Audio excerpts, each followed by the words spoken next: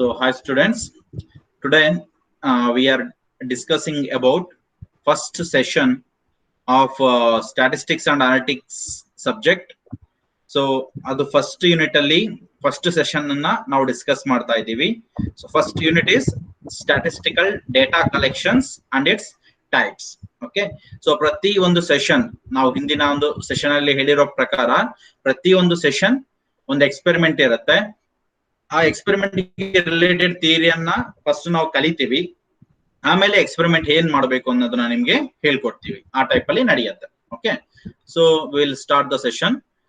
So ಈ ಒಂದು session ಅಲ್ಲಿ ನಾವೇನೇನ್ ಡಿಸ್ಕಸ್ ಮಾಡ್ತೀವಿ ಅಂದ್ರೆ, ಡೇಟಾ ಅಂದ್ರೆ ಏನು, ವಾಟ್ ಈಸ್ ಡೇಟಾ. ಈಗ ನಿನ್ನೆ ಹೇಳಿದೆ ಡೇಟಾ ಕಲೆಕ್ಷನ್ ಆಗತ್ತೆ ಅಂತ. ಹಾಗಾದ್ರೆ ಡೇಟಾ ಅಂದ್ರೆ ಏನು, then what are the types of data, ಡೇಟಾದಲ್ಲಿ ಯಾವ ಯಾವ ಟೈಪ್ಸ್ ಇದೆ, ದೆನ್ ಡೇಟಾ ಕಲೆಕ್ಷನ್ ಮಾಡ್ಲಿಕ್ಕೆ ಯಾವ ಯಾವ ಟೂಲ್ಸ್ ಇದೆ, what are the data collection tools, then question areas ಅಂದ್ರೆ ಏನು, ಕ್ವಶನ್ ಟೈಪ್ಸ್ ಯಾವ್ಯಾವ ತರ ಇದೆ, ಮತ್ತೆ ಒಂದು experiment, first experiment to prepare a closed end hand written questionnaire for a well defined problem statement. ಒಂದು ಕೊಟ್ಟಿರ್ತಕ್ಕಂತ ಒಂದು ಪ್ರಾಬ್ಲಮ್ ಸ್ಟೇಟ್ಮೆಂಟ್ ಗೆ ಒಂದು ಕ್ಲೋಸ್ಡ್ ಎಂಡ್ ಕ್ವಶನ್ಸ್ ಗಳನ್ನ ಬರಿಬೇಕಾಗತ್ತೆ. ಓಕೆ, ಅದೆಲ್ಲ ಅದನ್ನು ಏನು ಅಂತ ಈ ಒಂದು ಸೆಷನ್ ಅಲ್ಲಿ ನಾವು ತಿಳ್ಕೊಳ್ತೇವೆ. Then first we define what is data. Data ಅಂದ್ರೆ ಏನು? So as you see here, data is a collection of information gathered by observations, measurements, research or analysis. Data ಅಂದ್ರೆ ಇಲ್ಲಿ ಏನ್ ಮಾಡ್ತಾ ಇದೀವಿ, ವಿ ಆರ್ ಗ್ಯಾದರಿಂಗ್ ಇನ್ಫಾರ್ಮೇಶನ್ ನ gather ಮಾಡ್ತಾ ಇದೀವಿ, ಇನ್ಫಾರ್ಮೇಶನ್ ಅನ್ನ ಕಲೆಕ್ಟ್ ಮಾಡ್ತಾ ಇದೀವಿ. ಯಾವ್ದ್ರಿಂದ ಕಲೆಕ್ಟ್ ಮಾಡ್ತಿದ್ದೀವಿ? ಕೆಲವೊಂದ್ಸರಿ ಬೈ ಜಸ್ಟ್ ಅಬ್ಸರ್ವೇಷನ್, ನೋಡೋದ್ರ ಮುಖಾಂತರನೇ ನಾವು ಡೇಟಾ ಕಲೆಕ್ಟ್ ಮಾಡ್ತೀವಿ. ಯಾವ್ದ್ರಲ್ಲಿ? ಫಾರ್ ಎಕ್ಸಾಂಪಲ್, ಈಗ ಹೈ ಜಂಪ್ ಲಾಂಗ್ ಜಂಪ್ ಆಡಿಸ್ತಾ ಇರ್ತಾರೆ. ಹೈ ಜಂಪ್ ಲಾಂಗ್ ಜಂಪ್ ಆಡಬೇಕಾದ್ರೆ ಅವ್ರು ಬಂದ ತಕ್ಷಣ ಜಂಪ್ ಮಾಡ್ತಾರೆ, ಅದನ್ನ ಅಬ್ಸರ್ವ್ ಮಾಡ್ತಾರೆ, ಬರ್ಕೊಳ್ತಾರೆ. ಓಕೆ, ಸೊ ಮೆಜರ್ಮೆಂಟ್ ಮಾಡ್ತಾರೆ, ಮೆಜರ್ಮೆಂಟ್ ಮಾಡಿ ಡೇಟಾ ಕಲೆಕ್ಟ್ ಬರ್ಕೊಂತಾರೆ. ರಿಸರ್ಚ್ ಮಾಡ್ತಾರೆ, ಸಂಶೋಧನೆಗಳನ್ನ ಮಾಡ್ತಾರೆ. ಅನಾಲಿಸಿಸ್ ಮಾಡ್ತಾರೆ, ಅಂದ್ರೆ ವಿಶ್ಲೇಷಣೆಗಳನ್ನ ಮಾಡಿ ಎಲ್ಲದನ್ನು ಕೂಡ ಡೇಟಾ ಕಲೆಕ್ಟ್ ಮಾಡ್ತಾರೆ. So data is the collection of information ಅಷ್ಟೇ. It is a collection of information gathered by ಯಾವ್ಯಾವ್ದ್ರಿಂದ ಸಿಗುತ್ತೆ? ಅಬ್ಸರ್ವೇಷನ್ಸ್, ಮೆಜರ್ಮೆಂಟ್ಸ್, ರಿಸರ್ಚ್ ಮತ್ತೆ ಅನಾಲಿಸಿಸ್. ಇವೆಲ್ಲದ್ರಿಂದ ನಮ್ಗೆ ಡೇಟಾ ಸಿಗತ್ತೆ. So data is a collection of information gathered by observation, measurement, research or analysis. ಹಾಗಾದ್ರೆ data ಅಂದ್ರೆ ಏನೇನಿರುತ್ತೆ? They may consist of facts. Facts ಅಂದ್ರೆ ಸತ್ಯ, ಏನು ಸತ್ಯಾಂಶ ಏನಿದೆಯಲ್ಲ ಅದು ಫ್ಯಾಕ್ಟ್ ಇರುತ್ತೆ ಕೆಲವೊಂದ್ಸರಿ. ಅದರಲ್ಲಿ ನಂಬರ್ಸ್ ಇರುತ್ತೆ, ಮತ್ತೆ ನೇಮ್ಗಳಿರುತ್ತೆ, ದೆನ್ ಡಯಾಗ್ರಾಮ್ಸ್, ಫಿಗರ್ಸ್ ಇರುತ್ತೆ, ದೆನ್ ಡಿಸ್ಕ್ರಿಪ್ಷನ್ ಆಫ್ ಥಿಂಗ್ಸ್ ಇರುತ್ತೆ, ಅಂದ್ರೆ ಯಾವ್ದೋ ಒಂದು ವಸ್ತುಗಳನ್ನ ನಾವು ಎಕ್ಸ್ಪ್ಲೈನ್ ಮಾಡಿರ್ತೀವಿ ಅದು ಇರುತ್ತೆ. ಸೊ ಇವೆಲ್ಲದೂ ಕೂಡ ಈ ಡೇಟಾದಲ್ಲಿ ಬರುತ್ತೆ. ಡೇಟಾದಲ್ಲಿ ಫ್ಯಾಕ್ಟ್ಸ್ ಅಂದ್ರೆ ಸತ್ಯಾಂಶಗಳು, ಅಂಶಗಳು ಏನ್ ನಾವು ಚೆಕ್ ಮಾಡಿರ್ತೀವಿ ಅದಿರುತ್ತೆ, ಅದರಲ್ಲಿ ನಂಬರ್ಸ್ ಇರುತ್ತೆ, ನೇಮ್ಸ್ ಇರುತ್ತೆ, ಫಿಗರ್ಸ್ ಇರುತ್ತೆ, ಮತ್ತೆ ಡಿಸ್ಕ್ರಿಪ್ಷನ್ ಆಫ್ ಥಿಂಗ್ಸ್ ಇರುತ್ತೆ. So this data is organised in the form of graphs, charts and tables. ಈ ಏನು ಡೇಟಾ ನಾವು ಕಲೆಕ್ಟ್ ಮಾಡ್ತೀವಲ್ಲ, ಆ ಡೇಟಾವನ್ನ ನಾವು ಗ್ರಾಫ್ಸ್ ಟೈಪ್ ಅಲ್ಲಿ ರೆಪ್ರೆಸೆಂಟ್ ಮಾಡಬಹುದು, ಅಂದ್ರೆ ಗ್ರಾಫ್ ಹಾಕ್ಬಹುದು ಅದಕ್ಕೆ, ಅಥವಾ ಅದಕ್ಕೆ bar chart, pie chart, line chart, ಈ ಚಾರ್ಟ್ ಗಳನ್ನ ಹಾಕಬಹುದು. Box plot, stem and leaf plot, histogram, ಇವೆಲ್ಲದನ್ನು ಕೂಡ ಹಾಕಬಹುದು.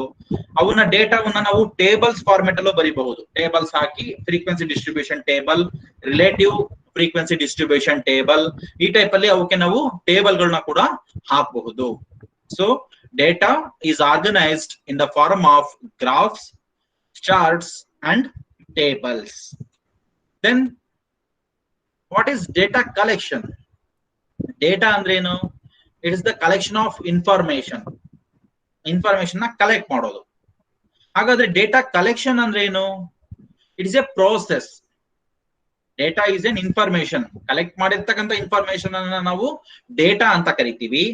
ಆ ಕಲೆಕ್ಟ್ ಮಾಡೋ ಪ್ರಾಸೆಸ್ ಇದೆಯಲ್ಲ, ಒಂದು ವಿಧಾನ, ಕಲೆಕ್ಟ್ ಮಾಡ್ತಕ್ಕಂಥ ಒಂದು ಪ್ರಾಸೆಸ್ ಇದೆಯಲ್ಲ, ಆ ಪ್ರಾಸೆಸ್ಗೆ ನಾವು ಡೇಟಾ ಕಲೆಕ್ಷನ್ ಅಂತ ಹೇಳಿ ಕರಿತೀವಿ. ಓಕೆ, ಅದೇನು ನಾವು ಯಾವ್ದೋ ಒಂದು ಪ್ಲೇಸ್ಗೆ ಹೋಗ್ತೀವಿ, ಅಲ್ಲಿರ್ತಕ್ಕಂಥ ಡೇಟಾವನ್ನ ಯಾವ ರೀತಿ ಕಲೆಕ್ಟ್ ಮಾಡ್ತೀವಲ್ಲ ಅದು ಡೇಟಾ ಕಲೆಕ್ಷನ್. ಆ ಕಲೆಕ್ಟ್ ಮಾಡಿದ ಮೇಲೆ ನಿಮ್ಗೊಂದು ರೀಡಿಂಗ್ಸ್ ಬರುತ್ತಲ್ಲ, ಅದು data. Okay, so the data collection is a process of gathering information from all the relevant sources to find a solution to the research problem.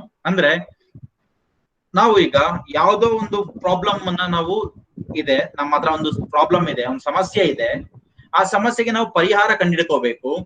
ಅದಕ್ಕೆ ಅದ್ರ ಮೇಲೆ ಸಂಶೋಧನೆಯನ್ನ ಮಾಡಬೇಕು. ಆ ಸಂಶೋಧನೆಯನ್ನ ಮಾಡಬೇಕು ಅಂತ ಅಂದ್ರೆ ನಮಗೆ ಅದಕ್ಕೆ ತಕ್ಕನಾದಂತಹ ಒಂದು ಡೇಟಾ ಕಲೆಕ್ಷನ್ ಮಾಡಬೇಕು. ಓಕೆ, ಅದನ್ನ ನಾವು ಎಲ್ಲಾ ರೀತಿಗಳಿಂದ ನಾವು ಅದನ್ನ ಸೋರ್ಸ್ ಗಳಿಂದ ನಾವು ಕಲೆಕ್ಟ್ ಮಾಡ್ತೀವಲ್ಲ, ಆ ಒಂದು ಪ್ರೋಸೆಸ್ಗೆ ಡೇಟಾ ಕಲೆಕ್ಷನ್ ಅಂತ ಹೇಳಿ ತಗೊಳ್ತೀವಿ. ಸೊ ಈಗ ನಾನು ಎಕ್ಸಾಂಪಲ್ ಅಂತ ಕೊಡೋದಾದ್ರೆ, ಈಗ ರೀಸೆಂಟ್ ಎಕ್ಸಾಂಪಲ್ ಏನು, ಈಗ ಕೋವಿಶೀಲ್ಡ್ ಲಸಿಕೆ ಏನ್ ಹಾಕ್ತಾ ಇದ್ರಲ್ಲ, ಆ ಒಂದು ಸಮಯ ಏನಿತ್ತು, 6ರಿಂದ 2ನೇ ಡೋಸ್ ಅನ್ನ 6ರಿಂದ 8ನೇ ವಾರದಲ್ಲಿ ತಗೋಬೇಕು ಅಂತ ಇತ್ತು. ಅದನ್ನೀಗ ಏನ್ ಮಾಡಿದ್ದಾರೆ, 12 14 ವೀಕಿಗೆ ಅಂತ ಹಾಕಿದ್ದಾರೆ. ಅಂದ್ರೆ ಫಸ್ಟ್ 1.5 ತಿಂಗಳಿಂದ 2 ತಿಂಗಳೊಳಗೆ ತಗೋಬೇಕು ಅಂತ ಇತ್ತು. ಈಗ 3 ತಿಂಗಳಿಂದ 3.5 ತಿಂಗಳೊಳಗಡೆ ಸೆಕೆಂಡ್ ಡೋಸ್ ತಗೋಬೇಕು ಅಂತ ಇತ್ತು. ಯಾಕೆ ಆ ಬದಲಾವಣೆ ಮಾಡಿದ್ರು? They have done A research, ಒಂದು ಸಂಶೋಧನೆ ಮಾಡಿದ್ರು. ಏನಂತ, ಈಗ ಯಾರೋ ಒಬ್ರು 1 ತಿಂಗಳು 1.5 ತಿಂಗಳೊಳಗಡೆ ಆ ಒಂದು 2ನೇ ಡೋಸ್ ಲಸಿಕೆ ತಗೊಂಡಾಗ ಅವರ ದೇಹದಲ್ಲಿ ಆ ಒಂದು ಲಸಿಕೆಯ ಒಂದು ಪರಿಣಾಮ ಎಷ್ಟಿದೆ ಅಂತ ರಿಸರ್ಚ್ ಮಾಡಿದ್ರು. 1,000 ಜನಕ್ಕೆ ಒಂದು ರಿಸರ್ಚ್ ಮಾಡಿದ್ರು. ಆ ತರ ಇನ್ನೊಂದು 1,000 ಜನಕ್ಕೆ 1.5 ತಿಂಗಳು 2 ತಿಂಗಳು ಆದ್ಮೇಲೆ ಯಾರೋ ಮಿಸ್ ಆಗಿ ಲೇಟ್ ಆಗಿ ತಗೊಂಡಿದ್ರು ಯಾವ್ದೋ ಒಂದು ಕಾರಣಗಳಿಂದ, ಅವ್ರಿಗೆ ದೇಹದಲ್ಲಿ ಏನ್ ಪರಿಣಾಮ ಬೀರಿದೆ, ಎಷ್ಟು ಪರಿಣಾಮ ಬೀರಿದೆ ಅದನ್ನ ಲೆಕ್ಕ ತಗೊಂಡ್ರು. ದೆನ್ ಇನ್ನೊಂದು 1,000 ಜನಕ್ಕೆ ಇನ್ನೂ ಲೇಟ್ ಆಗಿ ತಗೊಂಡಿದ್ರು. ಮೇ ಬಿ ಸಮ್ ರೀಸನ್ಸ್, ಏನ್ ರೀಸನ್ಸ್ ಇರ್ಬೋದು ಗೊತ್ತಿಲ್ಲ. ಯಾಕೆಂದ್ರೆ ಈಗ ಬೇರೆ ದೇಶಗಳಲ್ಲಿ ಲಸಿಕೆ ಪ್ರಾಬ್ಲಮ್ ಇತ್ತು, ಆಗ ಅವ್ರು ಏನ್ ಮಾಡಿದ್ರು, ತುಂಬಾ ಡಿಲೇ ಆಗಿ ಕೊಡ್ತಾ ಹೋದ್ರು. ಸೊ 3 ತಿಂಗಳ ಮೇಲೆ ಯಾರು ಸೆಕೆಂಡ್ ಡೋಸ್ ತಗೊಂಡಿದ್ರಲ್ಲ, ಅವರ ಒಂದು ದೇಹದ ಮೇಲೆ ಲಸಿಕೆಯ ಪರಿಣಾಮ ಏನಿದೆ ಅಂತ ರಿಸರ್ಚ್ ಮಾಡಿದ್ರು. ಆ ಎಲ್ಲಾ ರಿಸರ್ಚ್ ಇಂದ ಅವ್ರು ಕಂಡುಕೊಂಡ ಸತ್ಯ ಏನಪ್ಪಾ ಅಂದ್ರೆ, 1 ವಾರದಿಂದ 1 ತಿಂಗಳಿಂದ 1.5 ತಿಂಗಳೊಳಗೆ ತಗೊಂಡ್ರೆ ಆ ಲಸಿಕೆಯ ಪರಿಣಾಮ 50ರಿಂದ 55%. ದೆನ್ 2 ತಿಂಗಳ ಹತ್ರ ತಗೊಂಡ್ರೆ ಅದರ ಪರಿಣಾಮ 60-65%. ಅದೇ ನೀವು 3 ತಿಂಗಳ ಆದ್ಮೇಲೆ ತಗೊಂಡ್ರೆ ಅದರ ಪರಿಣಾಮ 85% ಅಂತ ಹೇಳಿ ಗೊತ್ತಾಯ್ತು. ಸೊ ಆ ಲಸಿಕೆ ಡಿಲೇ ಆದಷ್ಟು ಕೂಡ ಅದಕ್ಕೆ ಪರಿಣಾಮ ಏನಾಗ್ತಾ ಇದೆ, ಜಾಸ್ತಿ ಆಗ್ತಾ ಇದೆ, ಬಾಡಿಗೆ ಹೆಲ್ಪ್ ಆಗ್ತಾ ಇದೆ ಅಂತ ಗೊತ್ತಾಯ್ತು. ಅದಕ್ಕೆ ಅವರು ಅದನ್ನ ಎಕ್ಸ್ಟೆಂಡ್ ಮಾಡಿದ್ರು. So that is what the research problem. ನಮಗೆ ಸಮಸ್ಯೆ ಇತ್ತು, ಆ ಸಮಸ್ಯೆಗೆ ಪರಿಹಾರ ಮಾಡ್ಬೇಕು ಅಂತ ಹೇಳಿ ನಾವ್ ಎಲ್ಲಾ ಕಡೆಯಿಂದ ಅದಕ್ಕೆ ಸೋರ್ಸ್ ಕಂಡಿಡಿದ್ವಿ. ಆ ಸೋರ್ಸ್ ನ ಬೇಸಿಸ್ ಮೇಲೆ ನಾವೊಂದಿಗೆ ಏನ್ ಕೊಟ್ಟಿದ್ದಾರೆ, ಅವ್ರಿಗೆ ರಿಸಲ್ಟ್ ಕೊಟ್ರು. ಆ ರಿಸಲ್ಟ್ ಅನ್ನ ಈಗ ಇಂಪ್ಲಿಮೆಂಟ್ ಮಾಡ್ತಾ ಇದ್ದಾರೆ. So that is what data collection. ಯಾಕೆ ಉಪಯೋಗಕ್ಕೆ ಬರುತ್ತೆ data collection? That is the main thing. Okay, then ಇದು ಏನೇನು ಉಪಯೋಗ ಆಗತ್ತೆ? ಸೊ ಇದು ಯಾವುದೋ ಒಂದು ಸಮಸ್ಯೆಯನ್ನ ಬಗೆಹರಿಸಲಿಕ್ಕೆ ನಮ್ಗೆ ಉಪಯೋಗ ಆಗತ್ತೆ. ನಾನು ಹೇಳಿದೆ, ಈಗ ಯಾವ್ದೋ ಒಂದು ಸಮಸ್ಯೆ ಇತ್ತು, ಆ ಸಮಸ್ಯೆಯನ್ನ ಬಗೆಹರಿಸಲಿಕ್ಕೆ ಅದು ಉಪಯೋಗ ಆಗತ್ತೆ. Okay, then second one, the data collection methods allow a person to conclude an answer to the relevant question. ಅಂದ್ರೆ ಯಾವುದೋ ಒಂದು ಸ್ಪೆಸಿಫಿಕ್ ಸಮಸ್ಯೆಗೆ, ಒಂದು ಪ್ರಶ್ನೆಗೆ ಉತ್ತರವನ್ನ ಕೊಡ್ಲಿಕ್ಕೆ ನಮ್ಗೆ ಸಹಾಯ ಆಗತ್ತೆ ಈ ಡೇಟಾ ಕಲೆಕ್ಷನ್ ಮೆಥಡ್ ಇಂದ. ಈಗ ನೀವು ನೋಡಿದ್ರಿ, ಲಾಸ್ಟ್ ಇಯರ್ ಕೋವಿಡ್ ಬಂದಾಗ ಏನಾಯ್ತು, ಯಾವುದೋ ಒಂದು 3-4 ಸಿಂಪ್ಟಮ್ಸ್ ಇತ್ತು. ಕೆಮ್ಮು, ನೆಗಡಿ, ಜ್ವರ, ಗಂಟ್ಲು ನೋವು, ಆಯ್ತಾ, ಇದಿತ್ತು ಅಂದ್ರೆ ಕೋವಿಡ್ ಸಿಂಪ್ಟಮ್ಸ್ ಅಂತ ಹೇಳಿದ್ರು. ಅದಾದ್ಮೇಲೆ ಮತ್ತೆ ತುಂಬಾ ಜನನ ಅಬ್ಸರ್ವ್ ಮಾಡಿದ್ರು, ಡೇಟಾ ಕಲೆಕ್ಟ್ ಮಾಡಿದ್ರು, ಏನು ಕೋವಿಡ್ ಬಂದಿರೋರಿಗೆಲ್ಲ ಬೇರೆ ಬೇರೆ ಏನೇನ್ ಸಿಂಪ್ಟಮ್ಸ್ ಇದೆ ಅಂತ. ಅದಾದ್ಮೇಲೆ ಒಂದು ಅಡಿಷನ್ ಮಾಡಿದ್ರು, ಏನು ವಾಯ್ಸ್, ಏನೋ ಇದು ಸ್ಮೆಲ್ ಗೊತ್ತಾಗಲ್ಲ, ಟೇಸ್ಟ್ ಗೊತ್ತಾಗಲ್ಲ, ಅದು ಕೂಡ ಕೊರೋನಾ ಸಿಂಪ್ಟಮ್ಸ್ ಅಂತ ಅಂದ್ರು. ಅದಾದ್ಮೇಲೆ ನೆಕ್ಸ್ಟ್ ಹಂಗೆ ತುಂಬಾ ಜನ, ಈಗ ಸೆಕೆಂಡ್ ವೇವ್ ಅಲ್ಲಿ ತುಂಬಾ ಜನನ ಮತ್ತೆ ಆ ತರದೇ ತರ ಕೋವಿಡ್ ಬಂದಿರೋರ್ನ ಡೇಟಾ ಕಲೆಕ್ಟ್ ಮಾಡಿದ್ರು. ಅಲ್ಲೇನ್ ಗೊತ್ತಾಯ್ತು, ಉಸಿರಾಟದ ಸಮಸ್ಯೆ ಅದು ತುಂಬಾ ಆಯ್ತು, ಎದೆನೋವು ಇದ್ರೆ ಅದು ಬರುತ್ತೆ, ಭೇಟಿ ಆದ್ರೆ that is also corona. So ಈ ತರ ಪ್ರತಿಯೊಂದು ಅಬ್ಸರ್ವ್ ಮಾಡಿ ಮಾಡಿ ಮಾಡಿ ಅಂದ್ರೆ ಒಬ್ಬೊಬ್ರನ್ನ ನೋಡಿದ ತಕ್ಷಣ ಹೇಳಲಿಕ್ಕೆ ಬರಲ್ಲ, ಯಾರಿಗೋ ಒಂದು ಕಾರಣದಿಂದ ಆಗತ್ತೆ. ಆತರ ಒಂದು 500,000 ಜನಕ್ಕೆ ಸೇಮ್ ಕಂಡೀಷನ್ಸ್ ಇತ್ತು ಅಂದ್ರೆ ಆಗ ಇದು ಕರೋನಾದ ಒಂದು ಸಮಸ್ಯೆ ಅಂತ ಹೇಳಿ ಹೇಳ್ತಾರೆ. ಒಬ್ರಿಗೋಸ್ಕರ ಅದು ಚೆಕ್ ಮಾಡ್ಲಿಕ್ಕೆ ಬರಕ್ಕಾಗಲ್ಲ. It has to be taken for so many members, generalise ಮಾಡಿ ನೋಡಿ ತಗೋಬೇಕಾಗತ್ತೆ. ಆ ಟೈಪ್ ಅಲ್ಲಿ ಆ ಒಂದು ಯಾವುದೇ ಒಂದು ಪ್ರಶ್ನೆಗೆ ನಮಗೆ ಒಂದು ಉತ್ತರವನ್ನ ನೀಡ್ಲಿಕ್ಕೆ ಈ ಡೇಟಾ ಕಲೆಕ್ಷನ್ ಹೆಲ್ಪ್ ಆಗುತ್ತೆ. Then most of the organizations use data collection methods to make assumption about future probabilities and trends. ಎಷ್ಟೊಂದು ಸಂಸ್ಥೆಗಳು ಈ ಡೇಟಾ ಕಲೆಕ್ಷನ್ ಅನ್ನ ಏನಕ್ಕೆ ತಗೊಳ್ತವೆ ಅಂತಂದ್ರೆ, ಟು ಮೇಕ್ ಅಸಂಪ್ಷನ್ಸ್, ಮುಂದೆ ಫ್ಯೂಚರ್ಗೆ ಜನ ಏನ್ ಇಷ್ಟಪಡ್ತಾರೆ, ಏನ್ ಬೇಕಾಗತ್ತೆ, ಅದಕ್ಕೋಸ್ಕರ ಕೆಲವೊಂದು ಡೇಟಾ ಕಲೆಕ್ಷನ್ ಯೂಸ್ ಮಾಡ್ತಾರೆ. ಈಗ ನೀವು ಕೆಲವೊಂದು ಇದಿದೆ, ಮೊಬೈಲ್ ಕಂಪ್ನಿಗಳಿದೆ, ಅವ್ರೇನ್ ಮಾಡ್ತಾರೆ, ಅವ್ರದ್ದೇ ಒಂದು ಫೋರಮ್ ಇರುತ್ತೆ. ಓಕೆ, ಆ ಮೊಬೈಲ್ ಯೂಸರ್ಸ್ ಒಂದು ಫೋರಮ್ ಇರುತ್ತೆ. ಅವ್ರೇನ್ ಮಾಡ್ತಾರೆ, ಅಲ್ಲಿ ತಮ್ಮ ತಮ್ಮ ಇದನ್ನ ಇನ್ಪುಟ್ಸ್ ಕೊಡ್ತಾ ಹೋಗ್ತಾರೆ. ಈ ಮೊಬೈಲ್ ಹಿಂಗಿದ್ರೆ ಚಂದ, ಇದು ಇದ್ರೆ ಚಂದ, ಇದು ಸರಿ ಮಾಡ್ಬೇಕು, ಇದು ಸರಿ ಮಾಡ್ಬೇಕು, ನಮ್ಗೆ ಇದು ಬೇಕು, ಅದು ಬೇಕು, ಇದು ಬೇಕು ಅಂತ ಎಷ್ಟೋ ಜನ ಹಾಕ್ತಿರ್ತಾರೆ. ಅದ್ರಲ್ಲಿ ಮ್ಯಾಕ್ಸಿಮಮ್ ಜನ ಯಾವ ಒಂದು ಥಿಂಗ್ಸ್ ನ ಹೇಳ್ತಾರೋ, ನೆಕ್ಸ್ಟ್ ಹೊಸ ಮೊಬೈಲ್ ಬಿಟ್ಟಾಗ ಅದ್ರಲ್ಲಿ ಅದನ್ನ ಅಡಿಷನ್ ಮಾಡಿರ್ತಾರೆ. ಓಕೆ, ಫ್ಯೂಚರ್ ಏನ್ ಕೇಳ್ತಾ ಇದೆ ಜನ ಅಂತ ಹೇಳಿ. Okay, that is what the thing. So ಎಷ್ಟೊಂದು ಸಂಸ್ಥೆಗಳಿರ್ಬೋದು. ಇವನ್ ನೀವು ಯಾವ್ದಾದ್ರು ಒಂದು ರಿಲಯನ್ಸ್ ಟ್ರೆಂಡ್ಸ್ ಇದೆ, ಅಲ್ಲೋದಾಗ ಅವರು ಫೀಡ್ಬ್ಯಾಕ್ ಫಾರ್ಮ್ ಅಂತ ಕೊಡ್ತಾರೆ, ಒಂದು ಫಾರ್ಮ್. ಆ ಫಾರ್ಮ್ ಅಲ್ಲಿ ಕೆಲವೊಂದು ಕ್ವಶನ್ಸ್ ಕೇಳಿರ್ತಾರೆ. ಆ ಕ್ವಶನ್ ಆನ್ಸರ್ಸ್ ಗೆ ನೀವು ಬರೀತೀರಾ, ಏನು ನಮ್ಮ ಸ್ಟಾಫ್ ಯಾವ ತರ ಬಿಹೇವ್ ಮಾಡ್ತಾರೆ, ಕ್ಲೀನ್ಲಿನೆಸ್ ಹೇಗಿದೆ, ನಮ್ಮ ಒಂದು ಕಲೆಕ್ಷನ್ಸ್ ಹೇಗಿದೆ. ಅದ್ರ ಬೇಸಿಸ್ ಮೇಲೆ ತುಂಬಾ ಜನ ಯಾವ್ದಾದ್ರು ಒಂದು ಕಲೆಕ್ಷನ್ ಈ ತರ ಇದ್ರೆ ಚೆನ್ನಾಗಿರುತ್ತೆ ಅಂದ್ರೆ ನೆಕ್ಸ್ಟ್ ಏನ್ ಮಾಡ್ತಾರೆ, ಅದನ್ನ ಇಂಪ್ಲಿಮೆಂಟೇಷನ್ ಮಾಡ್ತಾರೆ. So that is what where the data collection is useful. ಅಲ್ಲಿ ಅದು ತುಂಬಾ ಯೂಸ್ ಆಗುತ್ತೆ. ಯಾಕೆಂದ್ರೆ ಫ್ಯೂಚರ್ ಪ್ರಾಬಬಿಲಿಟೀಸ್ ಮತ್ತೆ ಟ್ರೆಂಡ್ಸ್ ಗೊತ್ತಾಗ್ಲಿಕ್ಕೆ ಅದು ಯೂಸ್ ಆಗುತ್ತೆ. ದೆನ್ ಒಂದ್ಸರಿ ಅದು ಡೇಟಾ ಕಲೆಕ್ಟ್ ಆದ ತಕ್ಷಣ ಮುಗಿತಾ ಕೆಲಸ ಇಲ್ಲ, ಇಟ್ ಈಸ್ ನಾಟ್ ಓವರ್. ಯಾಕೆಂದ್ರೆ ಡೇಟಾ ಕಲೆಕ್ಷನ್ ಮಾಡಿ ಇಟ್ಕೊಂಡ್ಬಿಟ್ರೆ ಉಪಯೋಗಕ್ಕೆ ಬರಲ್ಲ. ಅದನ್ನ ಏನ್ ಮಾಡ್ಬೇಕು, ಪ್ರೋಸೆಸ್ ಮಾಡ್ಬೇಕು, ಡೇಟಾ ಆರ್ಗನೈಸ್ ಮಾಡ್ಬೇಕು. ಅಂದ್ರೆ ನಾವು ಹೇಳಿದ್ವಿ, ಡೇಟಾ ಕಲೆಕ್ಷನ್ ಮಾಡ್ತೀವಿ, ಅದ್ರಲ್ಲಿ ಇರ್ತಕ್ಕಂತ ಒಂದು ಕ್ಲೀನಿಂಗ್ ಪ್ರೋಸೆಸ್, ವೇಸ್ಟ್, ಡೂಪ್ಲಿಕೇಟ್ ಎಲ್ಲದನ್ನು ತೆಗಿತೀವಿ. ಅದಾದ್ಮೇಲೆ ನೀಟಾಗಿ ಅರೇಂಜ್ ಮಾಡ್ತೀವಿ ಆರ್ಡರ್ ವೈಸ್ ಅಲ್ಲಿ. ಅದು ಅರೇಂಜ್ಮೆಂಟ್ ಆದ್ಮೇಲೆ ಅದನ್ನ ನಾವು ಅನಲೈಸ್ ಮಾಡ್ತೀವಿ. ಆತರ ತುಂಬಾ ಒಂದು ಲೆಂತಿ ಪ್ರೋಸೆಸ್ ಬರ್ತಾ ಹೋಗುತ್ತೆ. So that is all about data collection. Data collection is the process of gathering information from all the relevant sources to find a solution to the research problem. Okay, so that is what data collection. Then how can we classify data? Data vanna navu yav tara classify ಮಾಡ್ತೀವಿ. So depending on data, ಯಾವ type ಅಲ್ಲಿ data ನೀವು ತಗೊಳ್ತಾ ಇದ್ದೀರಾ, data collection methods ಯಾವುದು ಅನ್ನೋ ಒಂದು basis ಮೇಲೆ ಡೇಟಾವನ್ನ ಮೇನ್ ಆಗಿ ಎರಡು ಭಾಗಗಳಾಗಿ ನಾವು ಡಿವೈಡ್ ಮಾಡಿದ್ವಿ. Depending on the type of the data and the data collection method, data is divided into two main categories, namely primary data or primary data collection methods. Primary data ಅಥವಾ primary data collection methods. Second one secondary data or secondary data collection method. So ನಾವು ಯಾವ data collect ಮಾಡ್ತಾ ಇದೀವಿ, ಯಾವ method ಅಲ್ಲಿ collect ಮಾಡ್ತಾ ಇದೀವಿ ಅನ್ನೋ ಬೇಸಿಸ್ ಮೇಲೆ we have two types of data. One is primary data or primary data collection methods, then secondary data or secondary data collection methods. Then we will know what is primary data. Primary data ಅಂದ್ರೆ ಏನು? So you can see primary data or raw data, ಕಚ್ಚಾ data ಅಂತ ಕರಿತೀವಿ ಅದನ್ನ, or raw data is a type of information that is obtained directly from the first hand sources through experiment, surveys or observations. ಅಂದ್ರೆ ಈಗ ನಾನು ಯಾವ್ದೋ ಒಂದು ಪ್ಲೇಸ್ಗೆ ಹೋಗ್ತೀನಿ, ಅಥವಾ ಕಾಲೇಜಲ್ಲಿ ನಾವು ಫೀಡ್ಬ್ಯಾಕ್ ಫಾರ್ಮ್ಸ್ ತಗೊಳ್ತೀವಿ, right? Mid semester feedback, end semester feedback ಗಳನ್ನ ತಗೊಳ್ತೀವಿ. ಆ ಒಂದು ಫೀಡ್ಬ್ಯಾಕ್ ಏನ್ ಕಲೆಕ್ಟ್ ಮಾಡ್ತೀವಲ್ಲ, ದಟ್ ಈಸ್ ಸರ್ವೆ.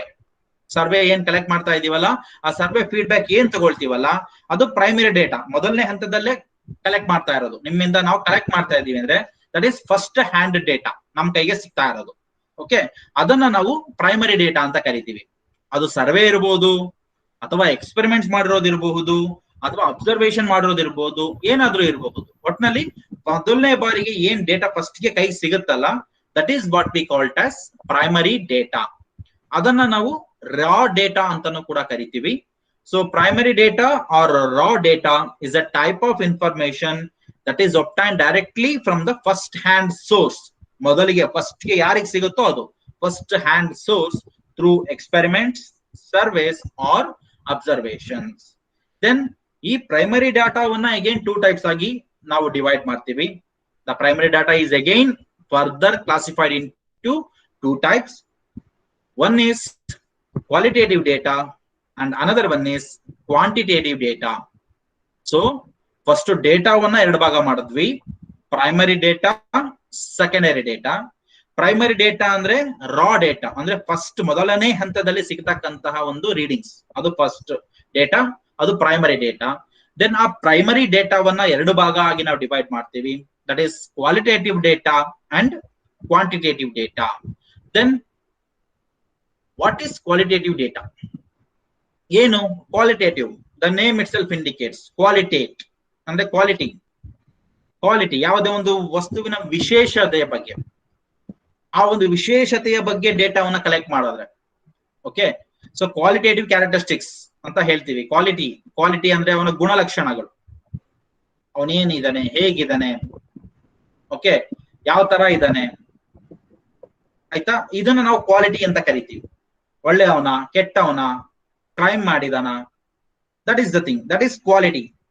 ಏನ್ ಒಳ್ಳೆ ಕೆಲಸ ಮಾಡಿದಾನ, ದಾನ ಮಾಡಿದಾನ, that is quality. Okay, so if the data is classified on the basis of the qualitative characteristics or attributes, then it is called as qualitative data. ನಾವು ಡೇಟಾವನ್ನ ಅವನ ಕ್ವಾಲಿಟೇಟಿವ್ ಕ್ಯಾರೆಕ್ಟರಿಸ್ಟಿಕ್ಸ್ ಅಂದ್ರೆ ಅವನ ವಿಶೇಷ ಗುಣಗಳ ಬಗ್ಗೆ, ಅವನ ವಿಶೇಷ ವ್ಯಕ್ತಿತ್ವದ ಬಗ್ಗೆ, ವಿಶೇಷ ಸಂಗತಿಗಳ ಬಗ್ಗೆ ನಾವು ಡೇಟಾವನ್ನ ಕಲೆಕ್ಟ್ ಮಾಡಿದ್ರೆ that data is called as qualitative data. ಆ ಒಂದು ಡೇಟಾವನ್ನ ನಾವು ಕ್ವಾಲಿಟೇಟಿವ್ ಡೇಟಾ ಅಂತ ಹೇಳಿ ಕರಿತೀವಿ. ಸೊ ಕ್ವಾಲಿಟೀಸ್ ಅಂದ್ರೆ ಏನು ಅಂತ ನಿಮ್ಗೆ ಗೊತ್ತಿದೆ. ಓಕೆ, ಇಲ್ಲಿ ಯಾವುದೇ ರೀತಿಯ ಮ್ಯಾಥಮೆಟಿಕಲ್ ಕ್ಯಾಲ್ಕುಲೇಷನ್ಸ್ ಇರಲ್ಲ. ಯಾಕೆ ನಾವು ಕ್ವಾಲಿಟಿ ಅಂತ ಬಂದಾಗ ಮ್ಯಾಥಮೆಟಿಕ್ಸ್ ಬರ್ಲಿಕ್ಕೆ ಸಾಧ್ಯನೇ ಇಲ್ಲ, ನಂಬರ್ ಬರ್ಲಿಕ್ಕೆ ಸಾಧ್ಯನೇ ಇಲ್ಲ.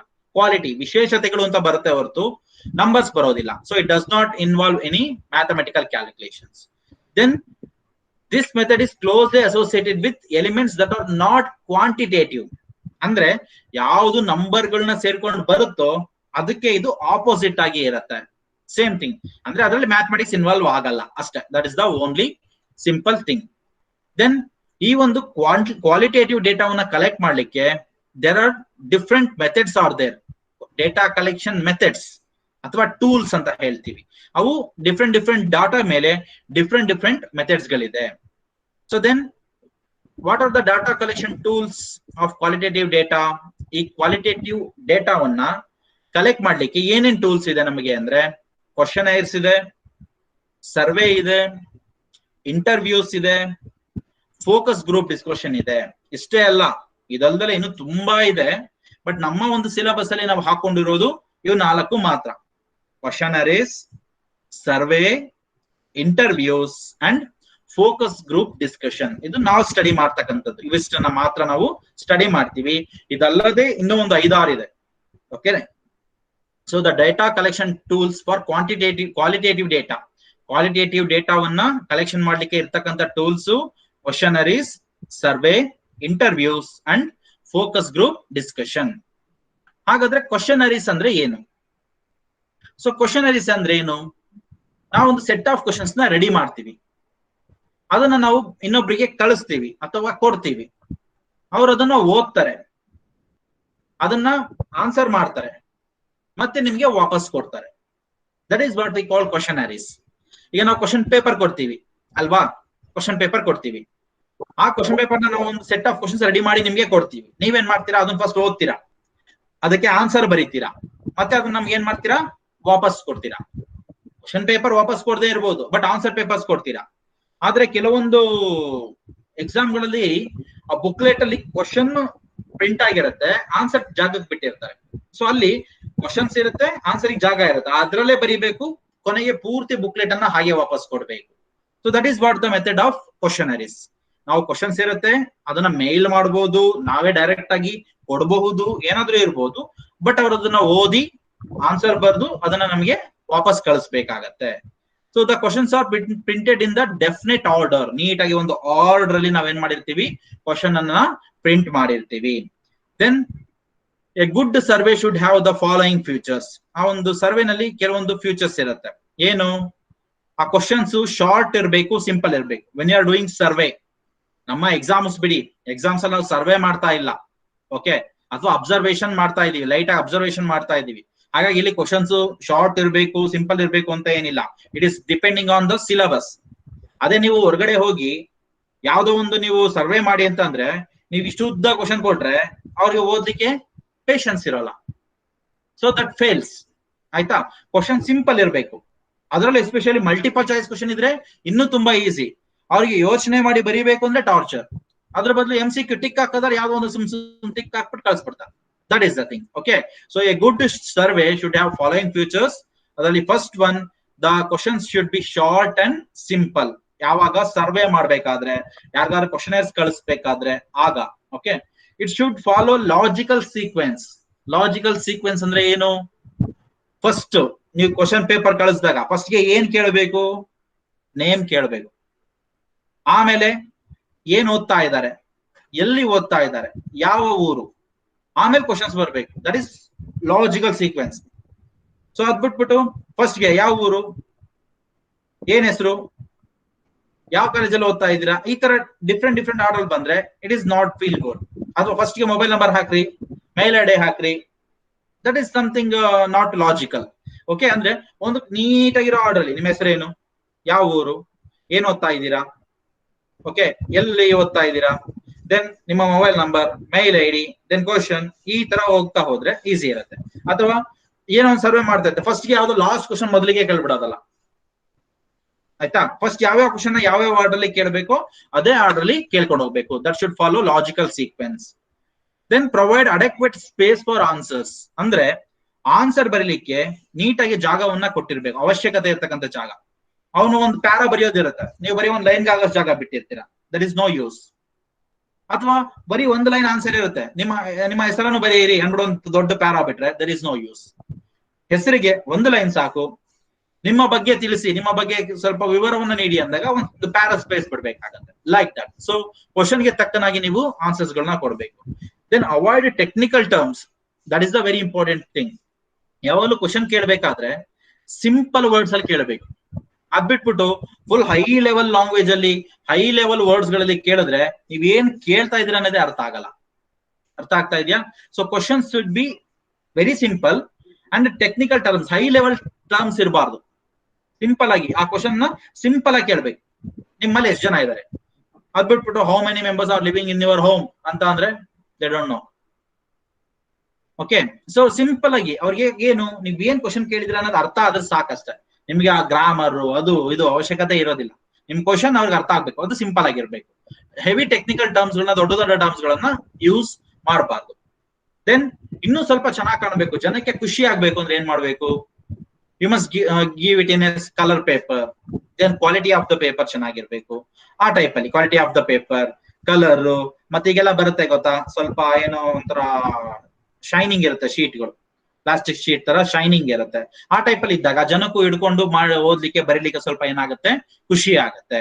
ಅಥವಾ ನೀವು ಆನ್ಲೈನ್ ಅಲ್ಲಿ ಕಳಿಸ್ತಾ ಇದ್ದೀರಾ ಅಂದಾಗ ಸ್ವಲ್ಪ ಕಲರ್ ಅಲ್ಲಿ, ಸ್ವಲ್ಪ ಡಿಫ್ರೆಂಟ್ ಕಲರ್ಸ್ ಗಳಲ್ಲಿ, ಮತ್ತೆ ಡಿಫ್ರೆಂಟ್ ಸ್ಟೈಲ್ ಗಳಲ್ಲಿ ನೀವು ಕಳ್ಸಿದ್ರೆ ಅವ್ರಿಗೆ ನೋಡ್ಲಿಕ್ಕೆ ಖುಷಿ ಆಗುತ್ತೆ, ಆನ್ಸರ್ ಮಾಡ್ಲಿಕ್ಕೆ ಈಸಿ ಆಗುತ್ತೆ. ಅದ್ ಬಿಟ್ಟು ಒಂದೇ ತರ ಇತ್ತು ಅಂತ ಅಂದ್ರೆ ಅವ್ರಿಗೂ ಬೋರ್ ಆಗತ್ತಾ ಹೋಗುತ್ತೆ. Okay, so these are all the some important characteristics of questionnaires.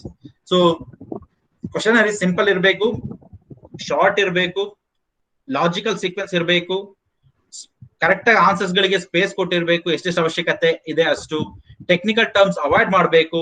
ಸಾಧ್ಯವಾದ್ರೆ ಒಳ್ಳೆ ಕಲರ್ ಪೇಪರ್ಸ್ ಅಥವಾ ಒಳ್ಳೆ ಏನೋ ಕ್ವಾಲಿಟಿ ಆಫ್ ಪೇಪರ್ ಅಲ್ಲಿ ಕೊಟ್ಟರೆ ಜನಕ್ಕೆ ಅದು ಖುಷಿ ಆಗತ್ತೆ. Then what about survey? Survey ಅಂದ್ರೇನು? It is a process of data gathering involving variety of data collection method including questionnaire. Survey ಅಂದ್ರೆ ಅಲ್ಲಿ ಕ್ವಶನೇರ್ಸ್ ಇರುತ್ತೆ. ಕೆಲವೊಂದ್ಸರಿ ನೀವು ಅವರಿಗೆ ಶೀಟ್ ನ ಕೊಟ್ಟು ಅದಕ್ಕೆ ಆನ್ಸರ್ ಮಾಡ್ಲಿಕ್ಕೆ ಹೇಳ್ತೀರಾ. ಕೆಲವೊಂದ್ಸರಿ ನೀವೇ ಕ್ವಶನ್ ಕೇಳ್ತಾ ಹೋಗ್ತೀರಾ, ಅವ್ರ ಆನ್ಸರ್ ಹೇಳ್ತಾರೆ, ನೀವು ಬರ್ಕೊಳ್ತೀರಾ. ಸೆನ್ಸಸ್ ಅವ್ರು ಬರ್ತಾರೆ, ಅವ್ರು ನಿಮ್ ಕೈಗೇನು ಕೊಡಲ್ಲ, ಅವ್ರ ಕ್ವಶನ್ ಕೇಳ್ತಾರೆ, ನೀವು ಆನ್ಸರ್ ಹೇಳ್ತೀರಾ. That is also survey. ಕೆಲವೊಂದ್ಸರಿ ಬರ್ಕೊಳ್ಳೋದು ಏನು ಇರಲ್ಲ, ಹಾಗೆ ಅವ್ರು ಹೇಳ್ತಾರೆ, ಹಾಗೆ ಜ್ಞಾಪಕ ಇಟ್ಕೊಂಡು ಬಂದ್ಬಿಡ್ತೀರಾ. Okay, so that is not what we call as survey. ಇಲ್ಲೂ ಕೂಡ ಡೇಟಾ ಕಲೆಕ್ಷನ್ ಮಾಡ್ತೀವಿ, ಆದ್ರೆ ಇದರಲ್ಲಿ ಕ್ವಶನೇರು ಇರುತ್ತೆ, ಕ್ವಶನೇರ್ ಇಲ್ದೇನೂ ಇರುತ್ತೆ. ನಿಮ್ಮ ಹತ್ರನೂ ಕ್ವಶನ್ಸ್ ಇರುತ್ತೆ, ಅದು ನೀವೇ ಕೇಳಿ ಆನ್ಸರ್ ಪಡಿಬಹುದು. ಅವ್ರಿಗೆ ಕ್ವಶನ್ ಪೇಪರ್ ಕೊಟ್ಟು ಆನ್ಸರ್ ತಗೋಬಹುದು, ಅಥವಾ ಹಾಗೇನೆ ಡೇಟಾನ ಅವ್ರೇನೋ ಒಂದು ಡೇಟಾ ಅವ್ರ ಹತ್ರ ಇಸ್ಕೊಂಡು ಬರಬಹುದು. ಈಗ ಆಧಾರ್ ಕಾರ್ಡ್ ಇಸ್ಕೊಂಡ್ಬಿಡ್ತಾರೆ, ನೀವು ಲಸಿಕೆ ಹಾಕಿಸ್ಕೊಳಕ್ಕೆ ಹೋದಾಗ ಆಧಾರ್ ಕಾರ್ಡ್ ಇಸ್ಕೊಂತಾರೆ, ನಿಮ್ ಡೇಟಾ ಏನು ತಗೊಳಲ್ಲ, ನಿಮ್ ಹೆಸರು ಬರ್ಕೊಳ್ಳಲ್ಲ, ಫೋನ್ ನಂಬರ್ ಬರ್ಕೊಳ್ಳಲ್ಲ, ಏನಿಲ್ಲ, ಎಲ್ಲ ಆಧಾರ್ ಕಾರ್ಡ್ ಅಲ್ಲೇ ಇರುತ್ತೆ.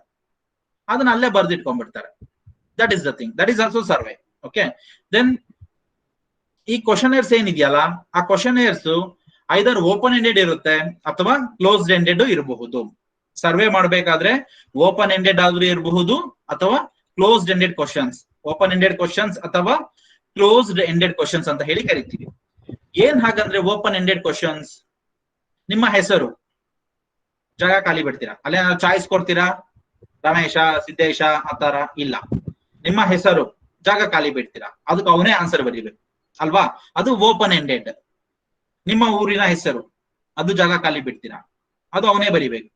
ಸೊ ನೀವು ಬರೀ ಕ್ವಶನ್ ಬರೀತೀರಾ, ಆನ್ಸರ್ಗೆ ಜಾಗ ಬಿಡ್ತೀರಾ, ಅವನ ಆನ್ಸರ್ನ ಬರಿತಾನಲ್ಲ, ಅದು ಆ ಜಾಗದಲ್ಲಿ ಫಿಲ್ ಮಾಡ್ತಾನಲ್ಲ, ಅದು ಯಾವುದು ಓಪನ್ ಎಂಡ್ ಕ್ವಶನ್ಸ್. ಅಲ್ಲಿ ಲಿಮಿಟೇಷನ್ಸ್ ಇಲ್ಲ, ಅವನೇನ್ ಬೇಕಾದ್ರೂ ಬರಿಬಹುದು ಆಯ್ತಲ್ಲ, ಏನ್ ಬೇಕಾದ್ರೂ ಬರಿಬಹುದು. ಅವನ ಹೆಸರಾದ್ರು ಬರಿಬಹುದು, ಬೇರೆ ಹೆಸರಾದ್ರು ಬರಿಬಹುದು, ನಿಮ್ಗೆ ಗೊತ್ತಿಲ್ಲ, ಒಟ್ನಲ್ಲಿ ಅಲ್ಲಿ ಏನೋ ಒಂದು ಬರಿತಾನೆ ಅಷ್ಟೇ. That is open end questions. Okay, then closed end questions ಅಂದ್ರೆ ಏನು? ನೀವೇ ಆಲ್ರೆಡಿ ಫಸ್ಟ್ ಚಾಯ್ಸ್ ಕೊಟ್ಬಿಟ್ಟಿರ್ತೀರಾ, multiple choice questions, yes or no questions ಅಷ್ಟೇ. Either he has to say yes or he has to say no ಅಷ್ಟೇ. ಅವನು ಇಲ್ಲ ನನಗೇನೋ ಗೊತ್ತಿದೆ ನಾನು ಬರಿತೀನಿ, ಇಲ್ಲ. ಈಗ ನಮ್ಮ ರಾಜ್ಯದಲ್ಲಿ ಲಸಿಕಾ ಅಭಿಯಾನ ಯಶಸ್ವಿಯಾಗಿದೆ, ಹೌದು ಇಲ್ಲ ಎರಡೇ ಹೇಳ್ಬೇಕು. ಅಲ್ಲ ಹಂಗಾಯ್ತು ಹಿಂಗೆ, ಇಲ್ಲ ಇಲ್ಲ, no no no, only say I yes or no ಅಷ್ಟೇ. That is closed end question. ಅಥವಾ ನಮ್ಮ ಒಂದು ರಾಜ್ಯದಲ್ಲಿ ನಡೆಯುತ್ತಿರುವ ಲಸಿಕೆ ಅಭಿಯಾನ ನಿಮಗೆ ಹೇಗೆ ಅನಿಸುತ್ತೆ?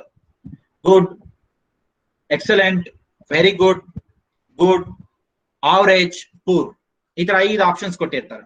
ಅದ್ರಲ್ಲಿ ಯಾವ್ದಾದ್ರು ಒಂದು ಟಿಕ್ ಹಾಕ್ಬೇಕು ಅಷ್ಟೇ. That is what we called as closed end questions ಅಥವಾ predetermined set of response. ಆ ಕ್ವಶನ್ಗೆ ನಾವೇ ಆನ್ಸರ್ ಕೊಟ್ಬಿಟ್ಟಿರ್ತೀವಿ ಆಲ್ರೆಡಿ, ನೀವು ಅದರಲ್ಲಿ ಯಾವ ಆನ್ಸರ್ ಸರಿ ಇದೆ ಅನ್ನೋದನ್ನ ನೀವು ಬರೀ ಟಿಕ್ ಹಾಕ್ಬೇಕು. ಮಲ್ಟಿಪಲ್ ಚಾಯ್ಸ್ ಕ್ವಶನ್ಸ್ ಕೊಡ್ತಿರ್ತೀವಿ, ಲಾಸ್ಟ್ ಸೆಮಿಸ್ಟರ್ ಅಲ್ಲಿ EVS ಎಲ್ಲರೂ ಬರ್ದಿದ್ದೀರಾ. EVS ಅಲ್ಲಿ ಯಾವ್ದೋ ನಾವು ಕ್ವಶನ್ಸ್ ಕೊಟ್ಟಿರ್ತೀವಿ, 4 ಆಪ್ಷನ್ಸ್ ಕೊಟ್ಟಿರ್ತೀವಿ, ಅಲ್ಲಿ ಯಾವ್ದಾರ ಒಂದನ್ನ ಮಾತ್ರ ನೀವು ಟಿಕ್ ಮಾಡ್ಬೇಕು. They are called as closed end questions. ಅದೇ ಓಪನ್ ಎಂಡ್ ಕ್ವಶನ್ಸ್ ಅಂದ್ರೆ ಟೆಸ್ಟ್, ರಿಟರ್ನ್ ಟೆಸ್ಟ್.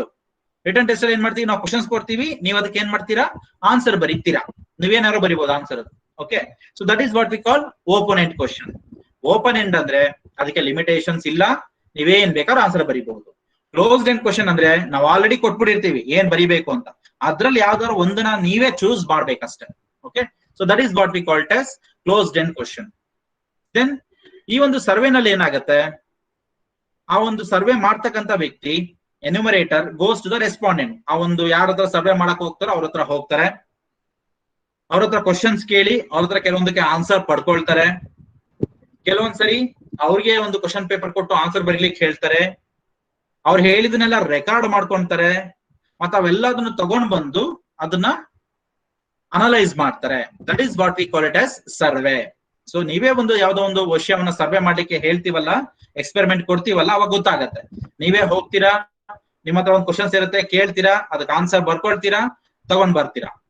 ಅಥವಾ ಕೆಲವೊಂದಕ್ಕೆ ನೀವೇ ಮಲ್ಟಿಪಲ್ ಚಾಯ್ಸ್ ಕ್ವಶನ್ ರೆಡಿ ಮಾಡ್ಕೊಂಡು ಹೋಗಿ ಕೊಡ್ತೀರಾ, ಲೈಕ್ ದಟ್. ಓಕೆ, ಸೊ ಇವೆಲ್ಲದನ್ನು ನಾವು ಏನಂತ ಕರಿತೀವಿ, ಸರ್ವೆ ಅಂತ ಹೇಳಿ ಕರಿತೀವಿ.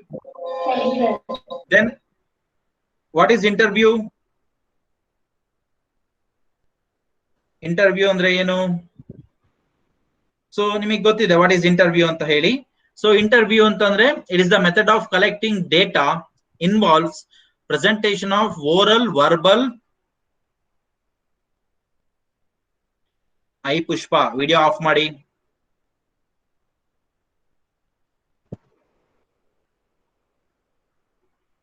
ಕೇಳಿಸ್ತಿದ್ಯಾ? I Pushpa.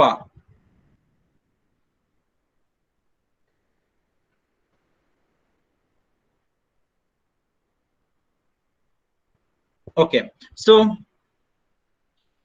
ದ ಇಂಟರ್ವ್ಯೂಸ್ ಅಂದ್ರೆ ನಿಮಗೆ ಗೊತ್ತಿದೆ, ಸಂದರ್ಶನಗಳು ಅಂತ ಮಾಡ್ತಾರೆ. ಏನು ಸಂದರ್ಶನ ಅಂದ್ರೆ, ಅಲ್ಲೊಬ್ರು ಸಂದರ್ಶನ ಮಾಡೋರೊಬ್ರು ಇರ್ತಾರೆ, ಇಂಟರ್ವ್ಯೂವರ್ ಇರ್ತಾರೆ.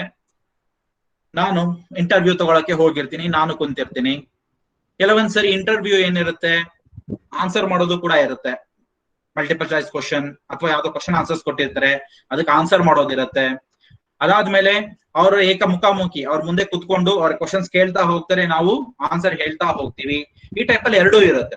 ಸೊ ಇಂಟರ್ವ್ಯೂ ಮೆಥಡ್ ಅಲ್ಲಿ ಓರಲ್ಲೂ ಇರುತ್ತೆ, ಅಂದ್ರೆ ಬರೀ ಮಾತಲ್ಲೇ ಕೇಳ್ತಕ್ಕಂಥದ್ದು ಇರುತ್ತೆ, ವರ್ಬಲ್ ಕೂಡ ಇರುತ್ತೆ. ವರ್ಬಲ್ ಅಂತ ಅಂದ್ರೆ ನಾವು ಬರ್ಕೊಡೋದು ಕೂಡ ಇರುತ್ತೆ. ಓಕೆ, ಸೊ ಅವೆಲ್ಲದು ಕೂಡ ಇರುತ್ತೆ ಅದರಲ್ಲಿ. 1 minute.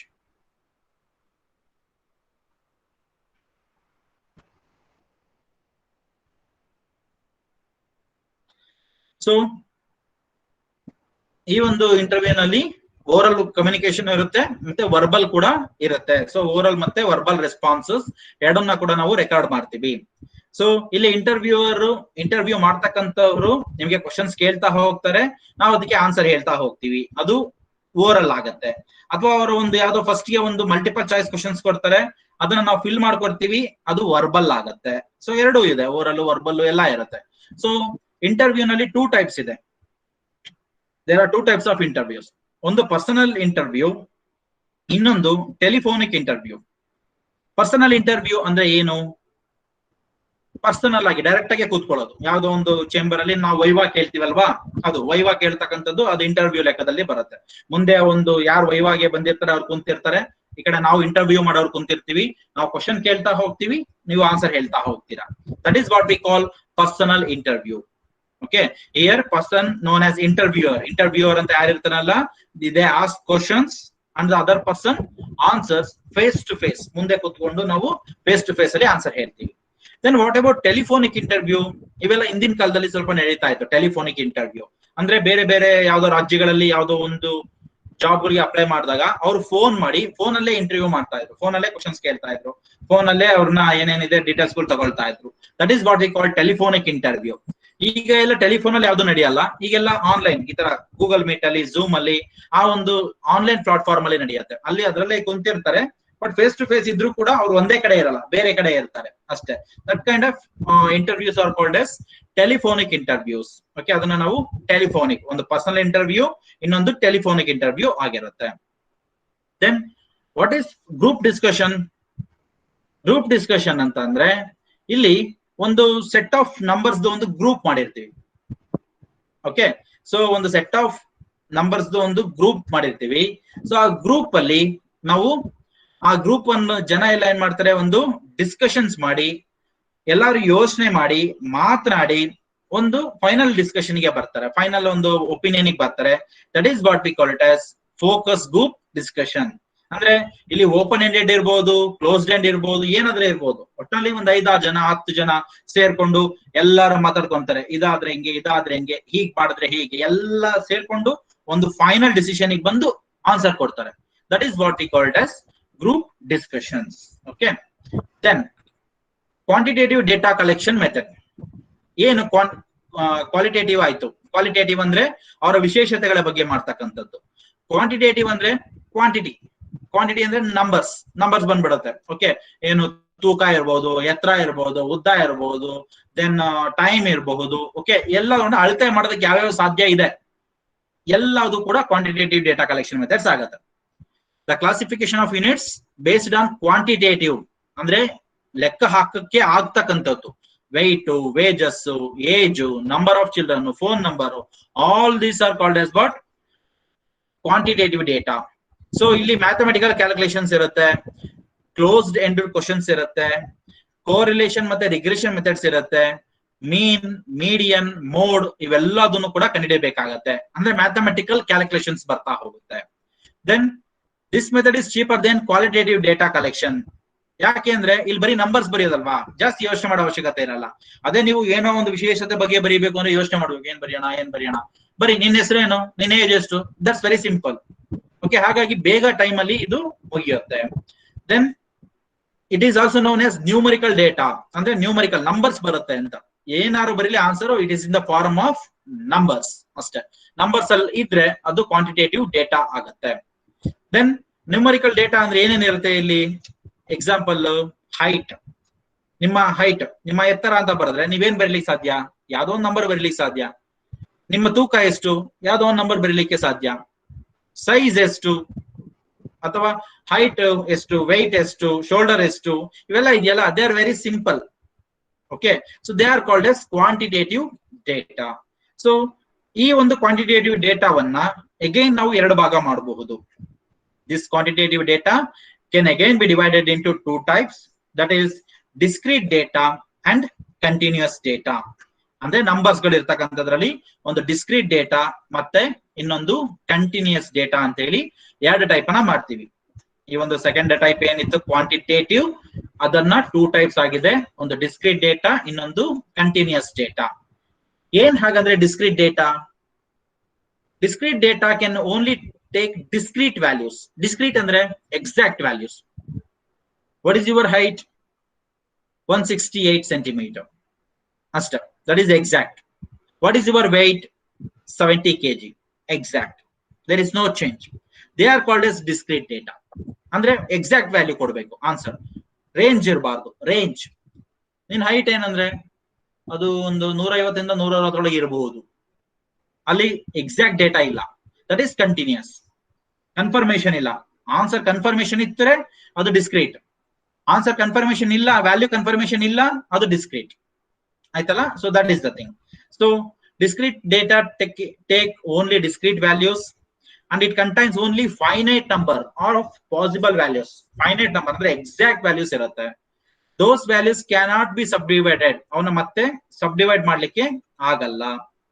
And here things can be counted in the whole numbers. ಅದು ಪೂರ್ತಿ ಒಂದು whole numbers ಆಗಿರುತ್ತೆ. 15, 20, 25 ಈ ತರ whole numbers ಇರುತ್ತೆ.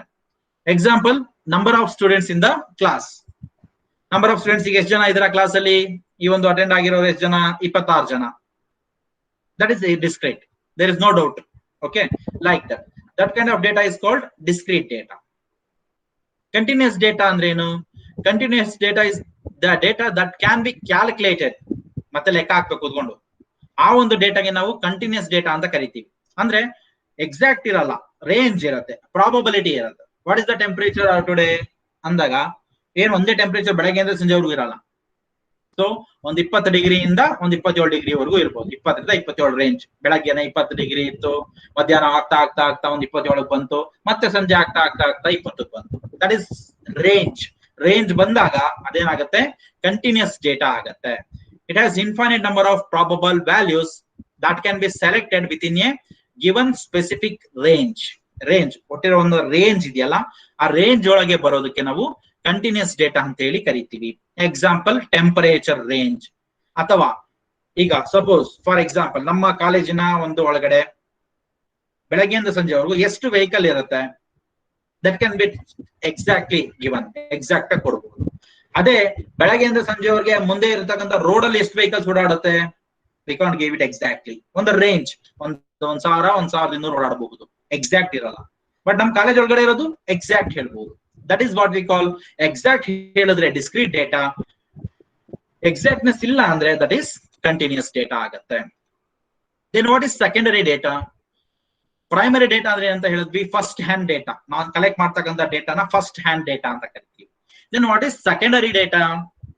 ನಾನೀಗ ನಿಮ್ಮ ಹತ್ರ ಫೀಡ್ಬ್ಯಾಕ್ ಫಾರ್ಮ್ಸ್ ಇಸ್ಕೊಂತೀನಿ, ದಟ್ ಈಸ್ ಪ್ರೈಮರಿ ಡೇಟಾ. ಅದನ್ನ ಇಸ್ಕೊಂಡು ನಾನು ಏನ್ ಮಾಡ್ತೀನಿ? ಇನ್ನೊಬ್ರು ಲಿಂಗರಾಜ್ ಸರ್ ಇದ್ರು ಪಕ್ಕದಲ್ಲಿ, ಲಿಂಗರಾಜ್ ಸರಿ ಕೊಡ್ತೀನಿ. ಅವ್ರು ಏನ್ ಮಾಡ್ತಾರೆ? ಆ ಡೇಟಾನ ತಗೊಂಡು ಅದನ್ನ ಏನ್ ಮಾಡ್ತಾರೆ? ಅನಲೈಸ್ ಮಾಡ್ತಾರೆ. ಅದನ್ನ ಯಾರ್ಯಾರು ಎಷ್ಟಕ್ಕೆ ಹಾಕಿದ್ದಾರೆ ಅಂತ ಒಂದು ಲಿಸ್ಟ್ ಮಾಡ್ತಾರೆ, ಅನಲೈಸ್ ಮಾಡ್ತಾರೆ. That is what we call secondary data. Secondary data ಅಂದ್ರೆ we are analysing the data which is already collected. ನಾನು ಆಲ್ರೆಡಿ ಕಲೆಕ್ಟ್ ಮಾಡಿ ಇಟ್ಟಿದ್ದೀನಿ. ಅದನ್ನ ಅವ್ರು ಇನ್ನೊಬ್ರು ತಗೊಂಡು ಏನ್ ಮಾಡ್ತಾರೆ? ಅದನ್ನ ಅನಲೈಸ್ ಮಾಡ್ತಕ್ಕಂಥ ಕೆಲಸವನ್ನ ನಾವು ಸೆಕೆಂಡರಿ ಡೇಟಾ ಅಂತ ಹೇಳಿ ಕರಿತೀವಿ. ಅರ್ಥ ಆಯ್ತಲ್ಲ? So secondary data is A data which has been already collect ಆಗಿದೆ, and that should be analyzed by someone other than actual user. ಬೇರೆ ಇನ್ನೊಬ್ರು ಯಾರೋ ಅದನ್ನ ಏನ್ ಮಾಡೋದು? ಯೂಸ್ ಮಾಡೋದು. ಈಗ ಗೂಗಲ್ ಏನ್ ಮಾಡ್ತಾ ಇದೆ? ಎಲ್ಲಾ ಡೇಟಾ ಕಲೆಕ್ಟ್ ಮಾಡಿ ಇಟ್ಬಿಟ್ಟಿದೆ ಗೂಗಲ್. ನಾವೇನ್ ಮಾಡ್ತಾ ಇದೀವಿ? ಆ ಡೇಟಾ ಯೂಸ್ ಮಾಡ್ಕೊಂಡು ಅನಲೈಸ್ ಮಾಡ್ತಾ ಇದೀವಿ. ಅಥವಾ ಈಗ ರಿಸರ್ಚ್ ಹೇಳಿದೆ, ಕೋವಿಶೀಲ್ಡ್ ಬಗ್ಗೆ ರಿಸರ್ಚ್ ಮಾಡ್ಬಿಟ್ಟಿದ್ದಾರೆ, ಅವ್ರು ಮಾಡಿ ಇಟ್ಬಿಟ್ಟಿದ್ದಾರೆ. ಅದು ಪ್ರೈಮರಿ ಡೇಟಾ. ಅದನ್ನ ನಾವು ತಗೊಂಡು ಏನ್ ಮಾಡ್ತೀವಿ? ಮತ್ತೆ ಅನಲೈಸ್ ಮಾಡ್ತಾ ಇದೀವಿ. ಅದ್ಯಾಕೆ ಹಿಂಗಾಯ್ತು, ಇದ್ಯಾಕೆ ಹಿಂಗಾಯ್ತು? That is analysation is called secondary data. Okay, so ಅಂದ್ರೆ ಇಲ್ಲಿ information it is already available. Information already ready ಇದೆ. Only thing is we have to analyse. So ಆ ಸೆಕೆಂಡರಿ ಡೇಟಾದಲ್ಲಿ ಏನಿದೆ? ಮ್ಯಾಗಝಿನ್ಸ್ ಇರುತ್ತೆ, ನ್ಯೂಸ್ ಪೇಪರ್, ಬುಕ್ಸ್, ಜರ್ನಲ್ಸ್, ಇವೆಲ್ಲದು ಕೂಡ ಇರುತ್ತೆ. ಇದರಲ್ಲಿ ಮತ್ತೆ 2 ಟೈಪ್ಸ್ ಇದೆ, ಪಬ್ಲಿಷ್ಡ್ ಡೇಟಾ ಮತ್ತೆ ಅನ್ಪಬ್ಲಿಷ್ಡ್ ಡೇಟಾ. ಸೆಕೆಂಡರಿ ಡೇಟಾದಲ್ಲಿ there are 2 types. One is published data, another one is unpublished data ಇದೆ. Okay, then published data ಅಂದ್ರೆ ಏನು? Published data is available in various resources including. ಎಲ್ಲೆಲ್ಲಿ ನಿಮಗೆ ಒಟ್ಟಿನಲ್ಲಿ ನಿಮಗೆ ಕೈ ಸಿಗುತ್ತೆ ಡೇಟಾ ಅಂದ್ರೆ that is published data. Google ಅಲ್ಲಿ ಎಲ್ಲಾ ಡೇಟಾ ನಿಮ್ ಕೈ ಸಿಗುತ್ತೆ, that is all published. ನಿಮಗೆ ಗೂಗಲ್ ಡೇಟಾ ಸಿಗಲಿಲ್ಲ ಅಂದ್ರೆ that is unpublished. ಓಕೆ, ಈಗ ನಾ ಯಾವ್ದೋ ಒಂದು ಬುಕ್ ಬರ್ದಿದೀವಿ, ಬುಕ್ ನ ನಿಮ್ ಕೈ ಸಿಗಿದೆ, ನೀವು ನೋಡ್ತಾ ಇದೀರ, ದಟ್ ಇಸ್ ಪಬ್ಲಿಷ್ಡ್. ಬಟ್ ಯಾರೋ ಬುಕ್ ಬರ್ದಾರೆ ಆದ್ರೆ ಪಬ್ಲಿಷ್ ಮಾಡಿಲ್ಲ, ಹಾಗಾಗಿ ಅದು ನಿಮ್ ಕೈಗೆ ಸಿಗಲ್ಲ, ದಟ್ ಇಸ್ ಅನ್ಪಬ್ಲಿಷ್ಡ್. ಅರ್ಥ ಆಯ್ತಲ್ಲ? ಪಬ್ಲಿಷ್ಡ್ ಡೇಟಾ ಅಂದ್ರೆ ಅದು ಕೈಗೆ ಸಿಗೋ ಹಾಗೆ ಇರ್ಬೇಕು. ಯಾವುದು? Government publications. Then public records, ಕೆಲವೊಂದು ರೆಕಾರ್ಡ್ಗಳು ಪಬ್ಲಿಕ್ ಆಗಿ ಇಟ್ಟಿರ್ತಾರೆ. ಕೆಲವೊಂದು ಹಿಸ್ಟಾರಿಕಲ್ ಅಂಡ್ ಸ್ಟ್ಯಾಟಿಸ್ಟಿಕಲ್ ಡಾಕ್ಯುಮೆಂಟ್ಸ್ ಇರುತ್ತೆ. Business documents, technical and trade journals ಇವೆಲ್ಲವೂ ಇರುತ್ತೆ. ಬುಕ್ಸ್ ಗಳು ಇರುತ್ತೆ. ಸೊ ಮತ್ತೆ ಕೆಲವೊಂದು ಡೈರೀಸ್ ಇರುತ್ತೆ, ಯಾವ್ದು ಆತ್ಮಕಥನಗಳಿರುತ್ತೆ, ಆತ್ಮಚರಿತ್ರೆಗಳಿರುತ್ತೆ, ಅವನು ಪಬ್ಲಿಷ್ ಮಾಡಿರ್ತಾರೆ. ಓಕೆ, ಅವೆಲ್ಲ ಅದನ್ನು ನಾವು ನೋಡ್ತಾ ಇರ್ತೀವಿ, ನಮ್ ಕೈಗೆ ಸಿಗ್ತಾ ಇರುತ್ತೆ, ಓದ್ತಾ ಇರ್ತೀವಿ ಅಂದ್ರೆ they are called as published data. ಹಾಗಾದ್ರೆ ಅನ್ಪಬ್ಲಿಷ್ಡ್ ಡೇಟಾ ಅಂದ್ರೆ ಏನು? ಅದು ಇದೆ, ಬರ್ದಾರೆ, ಆದ್ರೆ ಅದು ಪಬ್ಲಿಷ್ ಆಗಿಲ್ಲ, ಆದ್ರೆ ನಮ್ ಕೈಗೆ ಸಿಗ್ತಾ ಇಲ್ಲ. ಈಗ ನಾನು ಡೈರಿ ಬರಿತೀನಿ, ನಾನು ಡೈರಿ ಬರೆದ್ಬಿಟ್ಟು ಎಲ್ಲರಿಗೂ ಓದ್ರಿ ಅಂತ ಕೊಡ್ತೀವ? ಇಲ್ಲ. Data is there, data is collected, but I am not giving to anyone. ಯಾರಿಗೂ ಕೊಡಲ್ಲ, ಯಾರಿಗೂ ಓದ್ಲಿಕ್ಕೆ ಕೊಡಲ್ಲ, ಪಬ್ಲಿಷ್ ಮಾಡಲ್ಲ ಹೊರಗಡೆ ಹೋಗಿ. So that is what we called as unpublished data. So diaries especially. Then ಲೆಟರ್ಗಳು, ಯಾರೋ ಕೆಲವೊಂದು ಪ್ರೇಮ ಪತ್ರಗಳು, ಆ ಬರಹಗಳು ಈ ಬರಹಗಳು ಎಲ್ಲ ಲೆಟರ್ಗಳನ್ನ ಬರೆದ್ಬಿಟ್ಟಿರ್ತಾರೆ. ಅದನ್ನೆಲ್ಲ ತಗೊಂಡೋಗಿ ನನ್ಗೆ ಲೆಟರ್ ಬಂದೈತೆ ನೋಡು ಹೆಂಗ್ ಬರ್ದಾರೆ ಅಂತ ಯಾರು ಕೊಡ್ತಾರ? ಕೊಡಲ್ಲ. They are unpublished datas. Okay. Then ಕೆಲವರು ಬುಕ್ ಗಳನ್ನ ಬರ್ದಿರ್ತಾರೆ, ಬಯೋಗ್ರಫಿಗಳನ್ನ ಬರ್ದಿರ್ತಾರೆ, ಬಟ್ ಅದೇನಾಗಿರಲ್ಲ, ಪಬ್ಲಿಷ್ ಆಗಿರಲ್ಲ. ಯಾರೋ ಒಬ್ರು ಮೂವಿ ಮಾಡಿರ್ತಾರೆ, ಮೂವಿ ಎಲ್ಲ ರೆಡಿ ಇರುತ್ತೆ, ಬಟ್ ಯಾವತ್ತೂ ರಿಲೀಸೇ ಆಗಲ್ಲ, maybe due to some reasons. They are called as what? Unpublished data. Data ಇದೆ, ರೆಡಿ ಇದೆ, but it is not available to anyone. ಯಾರಿಗೂ ಅವೈಲಬಿಲಿಟಿ ಆಗಲ್ಲ, ಸಿಗಲ್ಲ, ಎಕ್ಸೆಪ್ಟ್ ಯೂಸರ್, ನನ್ನನ್ನ ಬಿಟ್ಟು. ನನ್ನ ಹತ್ರ ಇರೋದು ನನಗೆ ಬಿಟ್ಟು ಬೇರೆ ಯಾರಿಗೂ ಸಿಗೋ ಹಾಗಿಲ್ಲ. That is what we called as unpublished data. Okay, so that is all what the theory which is there in this first hour. Data ಅಂದ್ರೆ ಏನು, what are data collection method ಅಂದ್ರೆ ಏನು, ದೆನ್ ಡೇಟಾ ಕಲೆಕ್ಷನ್ ಟೈಪ್ಸ್ ಯಾವುದು? 2 types, primary data ಮತ್ತೆ secondary data. Again primary ಡೇಟಾದಲ್ಲಿ 2 type, qualitative data, quantitative data. Again quantitative ಡೇಟಾದಲ್ಲಿ 2 types, discrete data, continuous data. And secondary ಡೇಟಾದಲ್ಲಿ 2 types, published data ಮತ್ತೆ ಅನ್ಪಬ್ಲಿಷ್ಡ್ data. Okay, ಇಷ್ಟು. ಈಗ ಇದನ್ನು ತುಂಬಾ ಕರೆಕ್ಟ್ ಆಗಿ ನೋಡ್ಕೊಳ್ಳಿ. ಎಕ್ಸ್ಪೆರಿಮೆಂಟ್ 1 ಇದು ನೀವು ಮಾಡಬೇಕಾದದ್ದು. ಓಕೆ, ಏನ್ ಮಾಡ್ಬೇಕು ಅಂತ ನಾನು ಹೇಳ್ತೀನಿ. ಎಕ್ಸ್ಪೆರಿಮೆಂಟ್ 1 ಏನ್ ಮಾಡ್ತೀವಿ? ಈ ಎಕ್ಸ್ಪೆರಿಮೆಂಟ್ ಅಲ್ಲಿ to prepare a close ended question, open end ಅವಶ್ಯಕತೆ ಇಲ್ಲ, close ended hand written questionnaire containing 25 questions. ನೀವೇನ್ ಮಾಡ್ಬೇಕು? Close ended. ಕ್ಲೋಸ್ ಎಂಡೆಡ್ ಅಂದ್ರೆ ಗೊತ್ತಿದೆ ಅಲ್ವಾ? Either it must be yes or no, or it might be good, very good, poor, excellent ಆ type ಅಲ್ಲಿ ಇರಬಹುದು, ಅಥವಾ ಗ್ರೇಡಿಂಗ್ 1 2 3 4 5 ಪಾಯಿಂಟ್ಸ್ ರೇಂಜ್ ಅಲ್ಲೂ ಕೂಡ ಇರಬಹುದು. ಒಟ್ನಲ್ಲಿ ಟಿಕ್ ಹಾಕೋ ತರ ಇರ್ಬೇಕು, ಜಸ್ಟ್ ಟಿಕ್, ಏನು ಆನ್ಸರ್ ಬರೆಯೋ ಹಾಗಿಲ್ಲ. ಆ ತರ ಇರ್ತಕ್ಕಂತಹ 25 ಕ್ವಶನ್ಸ್ ಗಳನ್ನ ರೆಡಿ ಮಾಡ್ಬೇಕು. ನೀವು ಬರೀಬೇಕು ಕೈಯಲ್ಲಿ, ಮೊಬೈಲ್ ಅಲ್ಲಿ ಟೈಪ್ ಮಾಡೋದಲ್ಲ, ಸಿಸ್ಟಮ್ ಅಲ್ಲಿ ಟೈಪ್ ಮಾಡೋದಲ್ಲ. We have to write it in a A4 sheet. ಕೇಳಿಸ್ತಾ ಇದೆಯಲ್ಲ? ನೀಟಾಗಿ ಏನ್ ಮಾಡಿ, ಒಂದು ಇದನ್ನ ಹಾಕಿ, ಯಾರಪ್ಪ ಮೈಕ್ ಆನ್ ಮಾಡಿದ್ದು ಮತ್ತೆ?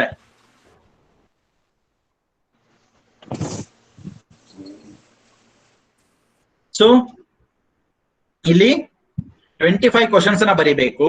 ಒಂದು A4 ಶೀಟ್ ಅನ್ನ ತಗೊಂಡು ಮಾರ್ಜಿನ್ಸ್ ಹಾಕಿ, ದೆನ್ ಎಕ್ಸ್ಪೆರಿಮೆಂಟ್ 1 ಅಂತ ಬರೆದು, ಈ ಏಮ್ ಇದನ್ನ ನಾನು ಕಳಿಸ್ತೀನಿ ನಿಮ್ಗೆ, ಸಾಫ್ಟ್ ಕಾಪಿ ಕಳಿಸ್ತೀನಿ. ಆ ಏಮ್ ಅನ್ನ ಬರೆದು 25 ಕ್ವಶನ್ಸ್ ಬರಿಬೇಕು. Yes or no, they are very simple questions ಇರಬೇಕು. ಫಾರ್ ಎಕ್ಸಾಂಪಲ್, ನಿಮ್ಮ ಒಂದು ಸ್ಕೂಲ್ ನ ಬಗ್ಗೆ, ನಿಮ್ಮ ಒಂದು ಊರಲ್ಲಿ ಯಾವ್ದೋ ಒಂದು ಸ್ಕೂಲ್ ಇದೆ, ಆ ಸ್ಕೂಲ್ ಬಗ್ಗೆ ಒಂದು ಕ್ವಶನ್ಸ್ ಬರೀರಿ. 25 ಕ್ವಶನ್ಸ್ ಅಂದ್ರೆ ಬರಿಬೇಕು. What is the name of the, is the school is government or private? Is the school is government? Yes or no? ಆಯ್ತಾ? Is the property belongs to government? Yes or no? Is the school is having compound? Yes or no? Is the school building is in good condition? Yes or no? Okay, ಆ type ಅಲ್ಲಿ. Is the school compound is have gate? Yes or no? Is the school is having drinking water facility? The school is having toilet facility? The school is having medical facility? The school is having computer facility. Okay, ಈ type ಅಲ್ಲಿ. So the school is having very good roof, yes or no ಅಷ್ಟೇ. ಸ್ಕೂಲ್ಗೆ ಒಂದು ಒಳ್ಳೆ roof ಇದೆಯಾ, yes or no ಅಷ್ಟೇ question. ಅರ್ಥ ಆಯ್ತಲ್ಲ? Then is the teachers are present in the school, yes or no. How many teachers are present ಕೇಳಕ್ ಬರಲ್ಲ. ಹೌ ಮೆನಿ ಅಂತ ಬಂದ ತಕ್ಷಣ ಎಷ್ಟು ಜನ ಇದಾರೆ ಅಂದ್ರೆ ಅವರೇ ಬರೀಬೇಕು, ನೀವು ನಂಬರ್ ಕೊಡಕ್ ಬರಲ್ಲ. ಆಯ್ತಲ್ಲ? ಅವಾಗ ನೀವೇನ್ ಮಾಡ್ಬೇಕಾಗುತ್ತೆ, ಆ ಕ್ವಶನ್ಸ್ ಹಾಕಕ್ ಬರಲ್ಲ. ಅರ್ಥ ಆಗ್ತಿದೆಯಲ್ಲ? Is there any female teachers present in the school, ಅದು ಕೊಡ್ಬೋದು, ಎಸ್ ಆರ್ ನೋ. ಅರ್ಥ ಆಗ್ತಾ ಇದೆಯಾ? ಈ ಟೈಪ್ ಅಲ್ಲಿ ನೀವು ಒಟ್ಟು 25 ಕ್ವಶನ್ಸ್ ಗಳನ್ನ ನೀವು ರೆಡಿ ಮಾಡ್ಬೇಕಾಗತ್ತೆ. ಐದರ್ ಎಸ್ ಆರ್ ನೋ ಇರಬಹುದು, ಅಥವಾ what is the quality of teaching in the school, ಅಥವಾ how you rate the quality of teaching in the school. Excellent, very good, good, average, poor, ಆ ಟೈಪ್ ಅಲ್ಲೂ ಕೊಡ್ಬೋದು. Okay, ಒಟ್ಟಿನಲ್ಲಿ ನಿಮ್ಗೆ ಅದಕ್ಕೆ ಏನಿರ್ಬೇಕು, ಟಿಕ್ ಮಾಡೋ ತರ ಆಪ್ಷನ್ಸ್ ಇರ್ಬೇಕು ಅಷ್ಟೇ. ಸೊ ಇದರ ಒಂದು ಉದ್ದೇಶ ಏನು ಈ ಎಕ್ಸ್ಪೆರಿಮೆಂಟ್ ಅಂದ್ರೆ, ನಿಮಗೆ ಡೇಟಾ ಕಲೆಕ್ಟ್ ಮಾಡಕ್ಕೆ ಕ್ವಶನ್ ಮಾಡಕ್ ಬರ್ಬೇಕು. ಆಯ್ತಾ? ಸುಮ್ನೆ ಏನ್ ಬೇಕಾದ್ರೂ ಕ್ವಶನ್ಸ್ ಕೇಳಕ್ ಬರುತ್ತೆ. ಆದ್ರೆ ಒಂದು ನೀಟಾಗಿರೋ ರೀತಿಯಲ್ಲಿ, ಒಂದು ಲಾಜಿಕಲ್ ಆರ್ಡರ್ ಅಲ್ಲಿ ನಾವು ಕ್ವಶನ್ ಕೇಳಬೇಕು ಅಂದ್ರೆ ತುಂಬಾ ಕಷ್ಟ. ಆ ಕ್ವಶನ್ ನ ಕೇಳಲಿಕ್ಕೆ ನಿಮ್ಗೆ ಕರೆಕ್ಟ್ ಆಗಿ ಬರ್ಬೇಕಾಗತ್ತೆ. ಹಾಗಾಗಿ that is very important. So question ಮಾಡ್ಲಿಕ್ಕೆ ಬರ್ಬೇಕು, ಸುಮ್ನೆ ಕ್ವಶನ್ ಮಾಡೋದಲ್ಲ. ಏನ್ ಎಲ್ಲದೂ ಕ್ವಶನ್ ಮಾಡಬೇಕು ಇಲ್ಲ, ಏನ್ ಬೇಕಾದ್ರೂ ಕ್ವಶನ್ ಮಾಡೋದಕ್ಕೆ ಇಲ್ಲ. ಯು ಮಸ್ಟ್ ಆಸ್ಕ್ ವೆರಿ ಏನು ಲೀಗಲ್ ಕ್ವಶನ್ಸ್. ಲೀಗಲ್ ಕ್ವಶನ್ಸ್ ಇರಬೇಕು, ಕರೆಕ್ಟ್ ಆಗಿರ್ತಕ್ಕಂಥ ಕ್ವಶನ್ಸ್ ಇರಬೇಕು, ಲಾಜಿಕಲ್ ಸೀಕ್ವೆನ್ಸ್ ಅಲ್ಲಿ ಇರಬೇಕು. That kind of questions you have to frame. Okay, ಅದು ನಿಮಗೆ ಬರಬೇಕು. ಅದಕ್ಕೋಸ್ಕರ ಈ ಒಂದು ಎಕ್ಸ್ಪೆರಿಮೆಂಟ್ ಅನ್ನ ಮಾಡಿಸ್ತಾ ಇದ್ದೀವಿ. ಓಕೆ, ಕೆಲವೊಂದು ಕಂಡೀಷನ್ಸ್ ಕೊಟ್ಟಿದೀವಿ. ಏನು? The language should be same for all the questions. ಹಂಗಂತ ಹೇಳಿ ಕನ್ನಡದಲ್ಲಿ ಬರೀಲಿಕ್ಕೆ ಹೋಗ್ಬೇಡಿ. Write all the questions in English only. You have 1 week time. Next ಶುಕ್ರವಾರದ ಒಳಗಡೆ ನನಗೆ ಕಳಿಸಿದ್ರೆ ಸಾಕು. Okay, you have 1 week time. 1 week ಒಳಗಡೆ 25 question. You can search anywhere, but you have to write 25 questions. Then it means language should be concise. Language ಅರ್ಥ ಆಗೋ ತರ ಇರಬೇಕು, ಸಿಂಪಲ್ ಭಾಷೆನಲ್ಲಿ ಇರಬೇಕು. Okay, then language should be clear and straightforward. ನೀವು ಕೇಳ್ತಾ ಇರ್ತಕ್ಕಂಥ ಕ್ವಶನ್ ಕ್ಲಿಯರ್ ಇರಬೇಕು, ಸ್ಟ್ರೈಟ್ ಫಾರ್ವರ್ಡ್ ಇರಬೇಕು, ಮತ್ತೆ ತಲೆ ಕೆಡಿಸ್ಕೊಂಡು ಯೋಚನೆ ಮಾಡೋ ತರ ಇರಬಾರ್ದು. Question should not be too long. Questions ಇಷ್ಟುದ್ದ 2-3 ಲೈನ್ ಬರೆಯೋ ಅವಶ್ಯಕತೆ ಇಲ್ಲ. ಸೋ ಸಿಂಪಲ್ ಆಗಿರ್ಬೇಕು. ಓಕೆ, ಜಾಸ್ತಿ ಉದ್ದ ಇದ್ರೆ ಓದೋರ್ಗೆ ಕಷ್ಟ ಆಗತ್ತೆ. You must be keep in mind that ಇಲ್ಲಿ ಏನ್ ಕ್ವಶನ್ಸ್ 25 ಬರೀತೀರಾ, the same question should be added to Google form in the next experiment. ಮುಂದಿನ ಎಕ್ಸ್ಪೆರಿಮೆಂಟ್ ಅಲ್ಲಿ ಸೇಮ್ ಕ್ವಶನ್ ನಾವು ಗೂಗಲ್ ಫಾರ್ಮ್ ಅಲ್ಲಿ ಹಾಕ್ತಿವಿ. ಓಕೆ, ಹಾಗಾಗಿ ನೀವು ಕಂಪಲ್ಸರಿ ಅದನ್ನ ತಲೆಯಲ್ಲಿ ಇಟ್ಕೊಳ್ಳಿ. ಕ್ವಶನ್ಸ್ ಉದ್ದ ಇದ್ರೆ ಟೈಪ್ ಮಾಡೋದು ಕಷ್ಟ ಆಗತ್ತೆ. So question should be very simple, don't be too long. ಹಾಗಾಗಿ ಸಿಂಪಲ್ ಆಗಿ ನೀಟಾಗಿ ಬರ್ಕೊಳ್ಳಿ. ಸೆಕೆಂಡ್ ಎಕ್ಸ್ಪೆರಿಮೆಂಟ್ ಅದರಲ್ಲೇ ಬರೆಯೋದು. Then avoid phrases and expressions. ತುಂಬಾ ದೊಡ್ಡದಾಗಿ ಫ್ರೇಸಸ್ ಹಾಕೋದು, ಪ್ಯಾರಾಗಳ ಲೆಕ್ಕದಲ್ಲಿ ಬರೆಯೋದು, ಅಥವಾ ಏನಾದ್ರು expressions, full stop, comma, smiley, there is no need. Simple ಆಗಿರಬೇಕು. Then questions and statement leading character ones that put replies into the mouth of the respondent should be guarded against. ಅಂದ್ರೆ ಆ ಒಂದು question ಓದೋದ್ರಿಂದ ಅಥವಾ ಅದಕ್ಕೆ answer ಮಾಡ್ಲಿಕ್ಕೆ ಆ ಒಂದು ವ್ಯಕ್ತಿಗಳಿಗೆ ಮುಜುಗರ ಆಗ್ಬಾರ್ದು. ಆ ತರ ಕ್ವಶನ್ ಸಿಂಪಲ್ ಕ್ವಶನ್ಸ್ ಇರಬೇಕು. ಆಯ್ತಲ್ಲ? ಅವ್ರಿಗೇನೋ ಮಾಡೋದಕ್ಕೆ ಒಂಥರ ಅಸಹ್ಯ ಅನ್ನಿಸ್ಬಾರ್ದು. ಆ ತರ ಕ್ವಶನ್ಸ್ ಗಳನ್ನ ಸೆಟ್ ಮಾಡಬೇಡಿ, ಸಿಂಪಲ್ ಕ್ವಶನ್ಸ್ ನ ಸೆಟ್ ಮಾಡಿ. ದೆನ್ ಯೂನಿಟ್, ಯಾವ್ದಾರ ನೀವು ಅದಕ್ಕೇನೋ ಯೂನಿಟ್ಗಳು ಕೊಡೋದಿದ್ರೆ ಅವನ್ನ ಕೂಡ ನೀವು ಹಾಕಬಹುದು. ದೆನ್ ಈ ಬ್ಯಾಡ್, ಗುಡ್, ಫೇರ್ ಅನ್ನೋದನ್ನ ಆದಷ್ಟು ಜಾಸ್ತಿ ಯೂಸ್ ಮಾಡಬೇಡಿ. ಓಕೆ, ಗುಡ್ ಯೂಸ್ ಮಾಡಬಹುದು, but don't use it as bad. Bad ಬದಲು you can take it as satisfactory or need to improve. ಈ ಟೈಪ್ ಅಲ್ಲಿ ನೀವು ಯೂಸ್ ಮಾಡಬಹುದು. ಆಯ್ತಾ? ಸೊ ಅಂದ್ರೆ ಅದನ್ನ ಓದಿದ ತಕ್ಷಣ ಅವ್ರಿಗೆ ಒಂಥರ ಬ್ಯಾಡ್ ಅಂತ ಬರೆದ್ರೆ ಸರಿ ಅನ್ಸಲ್ಲ. ಓಕೆ, ಅದ್ರ ಬದಲು need to improve, that is good. ಅವ್ನಿಗೆ ಇಂಪ್ರೂವ್ ಮಾಡ್ಕೊಳಕ್ ಆಪ್ಷನ್ ಇದೆ. ಸೊ ಆ ಟೈಪ್ ಅಲ್ಲಿ ಕ್ವಶನ್ಸ್ ಗಳು ಆನ್ಸರ್ ಇದ್ರೆ it will be very easy. ಆಮೇಲೆ ಕ್ವಾಂಟಿಟೇಟಿವ್ ಅಥವಾ ಕ್ವಾಲಿಟೇಟಿವ್ ನ ಹಾಕೋಕ್ ಬರಲ್ಲ.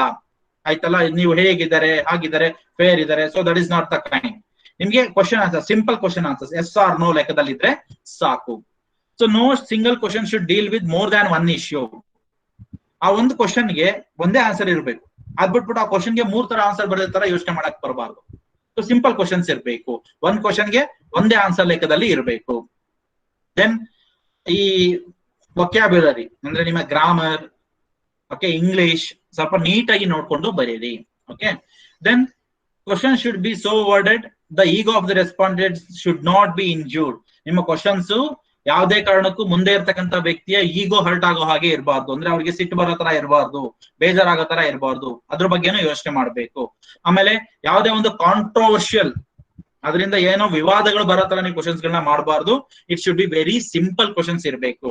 ಇದು ನಾವು ಇದೊಂದಕ್ಕೆ ಹೇಳ್ತಾ ಇಲ್ಲ, ನೀವು ಯಾವಾಗಾದ್ರೂ ಕ್ವಶನ್ಸ್ ಮಾಡಿ, that questions should B simple ಇರಬೇಕು, ಈಗೋ ಹರ್ಟ್ ಆಗಬಾರ್ದು, ಕಾಂಟ್ರವರ್ಸೀಸ್ ಆಗಬಾರ್ದು. ಆ ತರ ಸಿಂಪಲ್ ಕ್ವಶನ್ಸ್ ಗಳನ್ನ ನೀವು ಮಾಡಬೇಕಾಗತ್ತೆ. So that is about the experiment 1. So just I will discuss on multiple choice question here. Just ನೀವು ಯೋಚನೆ ಮಾಡ್ಕೊಳ್ಳಿ, ಯಾರು ಆನ್ಸರ್ ಮಾಡೋ ಅಗತ್ಯ ಇಲ್ಲ. ಯೋಚನೆ ಮಾಡ್ಕೊಳ್ಳಿ, ನಾನು ಆನ್ಸರ್ ಹೇಳಿದಾಗ ಚೆಕ್ ಮಾಡ್ಕೊಳ್ಳಿ, is the answer is right or wrong ಅಂತ. So which of the following is the example of continuous data? ಈ 4 ಎಕ್ಸಾಂಪಲ್ಗಳಲ್ಲಿ ಕಂಟಿನ್ಯೂಸ್ ಡೇಟಾ ಯಾವುದು? ಏನು ಕಂಟಿನ್ಯೂಸ್ ಡೇಟಾ ಅಂದ್ರೆ ಅಲ್ಲಿ ವ್ಯಾಲ್ಯೂ ಎಕ್ಸಾಕ್ಟ್ ಇರಲ್ಲ, ರೇಂಜ್ ಚೇಂಜ್ ಆಗ್ತಾ ಇರುತ್ತೆ. So that is what we call it as continuous data. ಇಲ್ಲಿ ಕ್ವಶನಿಯರ್ಸ್ ಅದು ಕಂಟಿನ್ಯೂಸ್ ಡೇಟಾಗೆ ಬರಲ್ಲ. Questionnaires comes under qualitative data. Interviews comes under qualitative data. Number of cars in home, ಮನೇಲಿ ಎಷ್ಟು cars ಇದೆ, 3 4, that is exact, that is discrete data. ಹಾಗಾದ್ರೆ pressure range, pressure ಎಷ್ಟಾಗಿರುತ್ತೆ, ಹೇಗಾಗುತ್ತೆ, ಚೇಂಜ್ ಆಗುತ್ತೆ ಗೊತ್ತಾಗಲ್ಲ. That is what we call it as continuous data. Therefore, the right option for this question is option D, pressure range. Okay. Then next one is, which of the following is a published data? ಇದರ ಈ ಒಂದು ಎಕ್ಸಾಂಪಲ್ಗಳಲ್ಲಿ ಯಾವುದು published data ಆಗಿದೆ? Diaries ಯಾರಾದ್ರೂ publish ಮಾಡ್ತಾರಾ? ಇಲ್ಲ, ಯಾರು ಕೂಡ ಅದನ್ನ ಪಬ್ಲಿಷ್ ಮಾಡಲ್ಲ. ಓಕೆ, ಯಾರಪ್ಪ ಅದು ಅನ್ನೆಸೆಸರಿ ಆಗಿ ಮೈಕ್ ಆನ್ ಮಾಡೋದು? ಸೊ ಯಾರು ಕೂಡ ಡೈರೀಸ್ ಅನ್ನ ಯಾರು ಕೂಡ ಪಬ್ಲಿಷ್ ಮಾಡಲ್ಲ. ಲೆಟರ್ಸ್, ಮನೆಗೆ ಬಂದಿರತಕ್ಕಂಥ ಲೆಟರ್ಸ್ ಗಳನ್ನ ಅಥವಾ ಅವ್ರಿಗೆ ಯಾವ್ದೋ ಪರ್ಸನಲ್ ಆಗಿ ಬಂದಿರೋ ಲೆಟರ್ಸ್ ಅನ್ನ ಯಾರು ಕೂಡ ಶೇರ್ ಮಾಡಲ್ಲ. ಅನ್ಪಬ್ಲಿಷ್ಡ್ ಬಯೋಗ್ರಫಿಗಳನ್ನು ಕೂಡ ಪಬ್ಲಿಷ್ ಮಾಡ್ಲಿಕ್ಕೆ ಸಾಧ್ಯನೇ ಇಲ್ಲ. ಆದ್ರೆ ನ್ಯೂಸ್ ಪೇಪರ್ ಏನಿದೆಯಲ್ಲ ಅದನ್ನ ಏನ್ ಮಾಡ್ತಾರೆ, ಪಬ್ಲಿಷ್ ಮಾಡ್ತಾರೆ. ಎಲ್ಲರ ಕೈಗೂ ಸಿಗುತ್ತೆ newspapers. So therefore, what is the example for published data? Option C, that is newspapers. Okay, so that is the right answer, option C. So finally we summarize what are the things we discussed in this session. So ivatina session alli we discussed about data, types of data, data collection tool, questionnaires, question types, and experiment to prepare a closed and handwritten questionnaire for a well defined problem statement. ಈ problem statement ಅನ್ನ ನಾನು ನಿಮ್ಗೆ ಕೊಡ್ತೀನಿ. ಆ ಒಂದು problem statement ಗೆ ನೀವು 25 questions ಗಳನ್ನ ರೆಡಿ ಮಾಡಿ ಮುಂದಿನ ವಾರದಲ್ಲಿ ನೀವು ಕೊಡ್ಬೇಕಾಗತ್ತೆ. ಸೊ ಇನ್ನ ನೆಕ್ಸ್ಟ್ ಕ್ಲಾಸ್ ಮುಂದಿನ ಶುಕ್ರವಾರ ನಾವೇನೇನನ್ನ ಡಿಸ್ಕಸ್ ಮಾಡ್ತೀವಿ ಅಂದ್ರೆ, ನೆಕ್ಸ್ಟ್ ಸೆಷನ್ ನಲ್ಲಿ introduction to Google forms, Google form uses, how to use Google form, experiment to transform handwritten questionnaires into a Google form. ನೀವೀಗೆ ಈ ವಾರದಲ್ಲಿ ಕ್ವಶನ್ಸ್ ರೆಡಿ ಮಾಡ್ತಿರಲ್ಲ, ಅದನ್ನ ಗೂಗಲ್ ಫಾರ್ಮ್ ಗೆ ಯಾವ ತರ ಹಾಕಬೇಕು ಅನ್ನೋದನ್ನ ನಾವು ಮುಂದಿನ ಸೆಷನ್ ಅಲ್ಲಿ ಡಿಸ್ಕಸ್ ಮಾಡ್ತೀವಿ. So thank you for watching this session. Thank you. 1 minute ಮಾತಾಡಬೇಡಿ.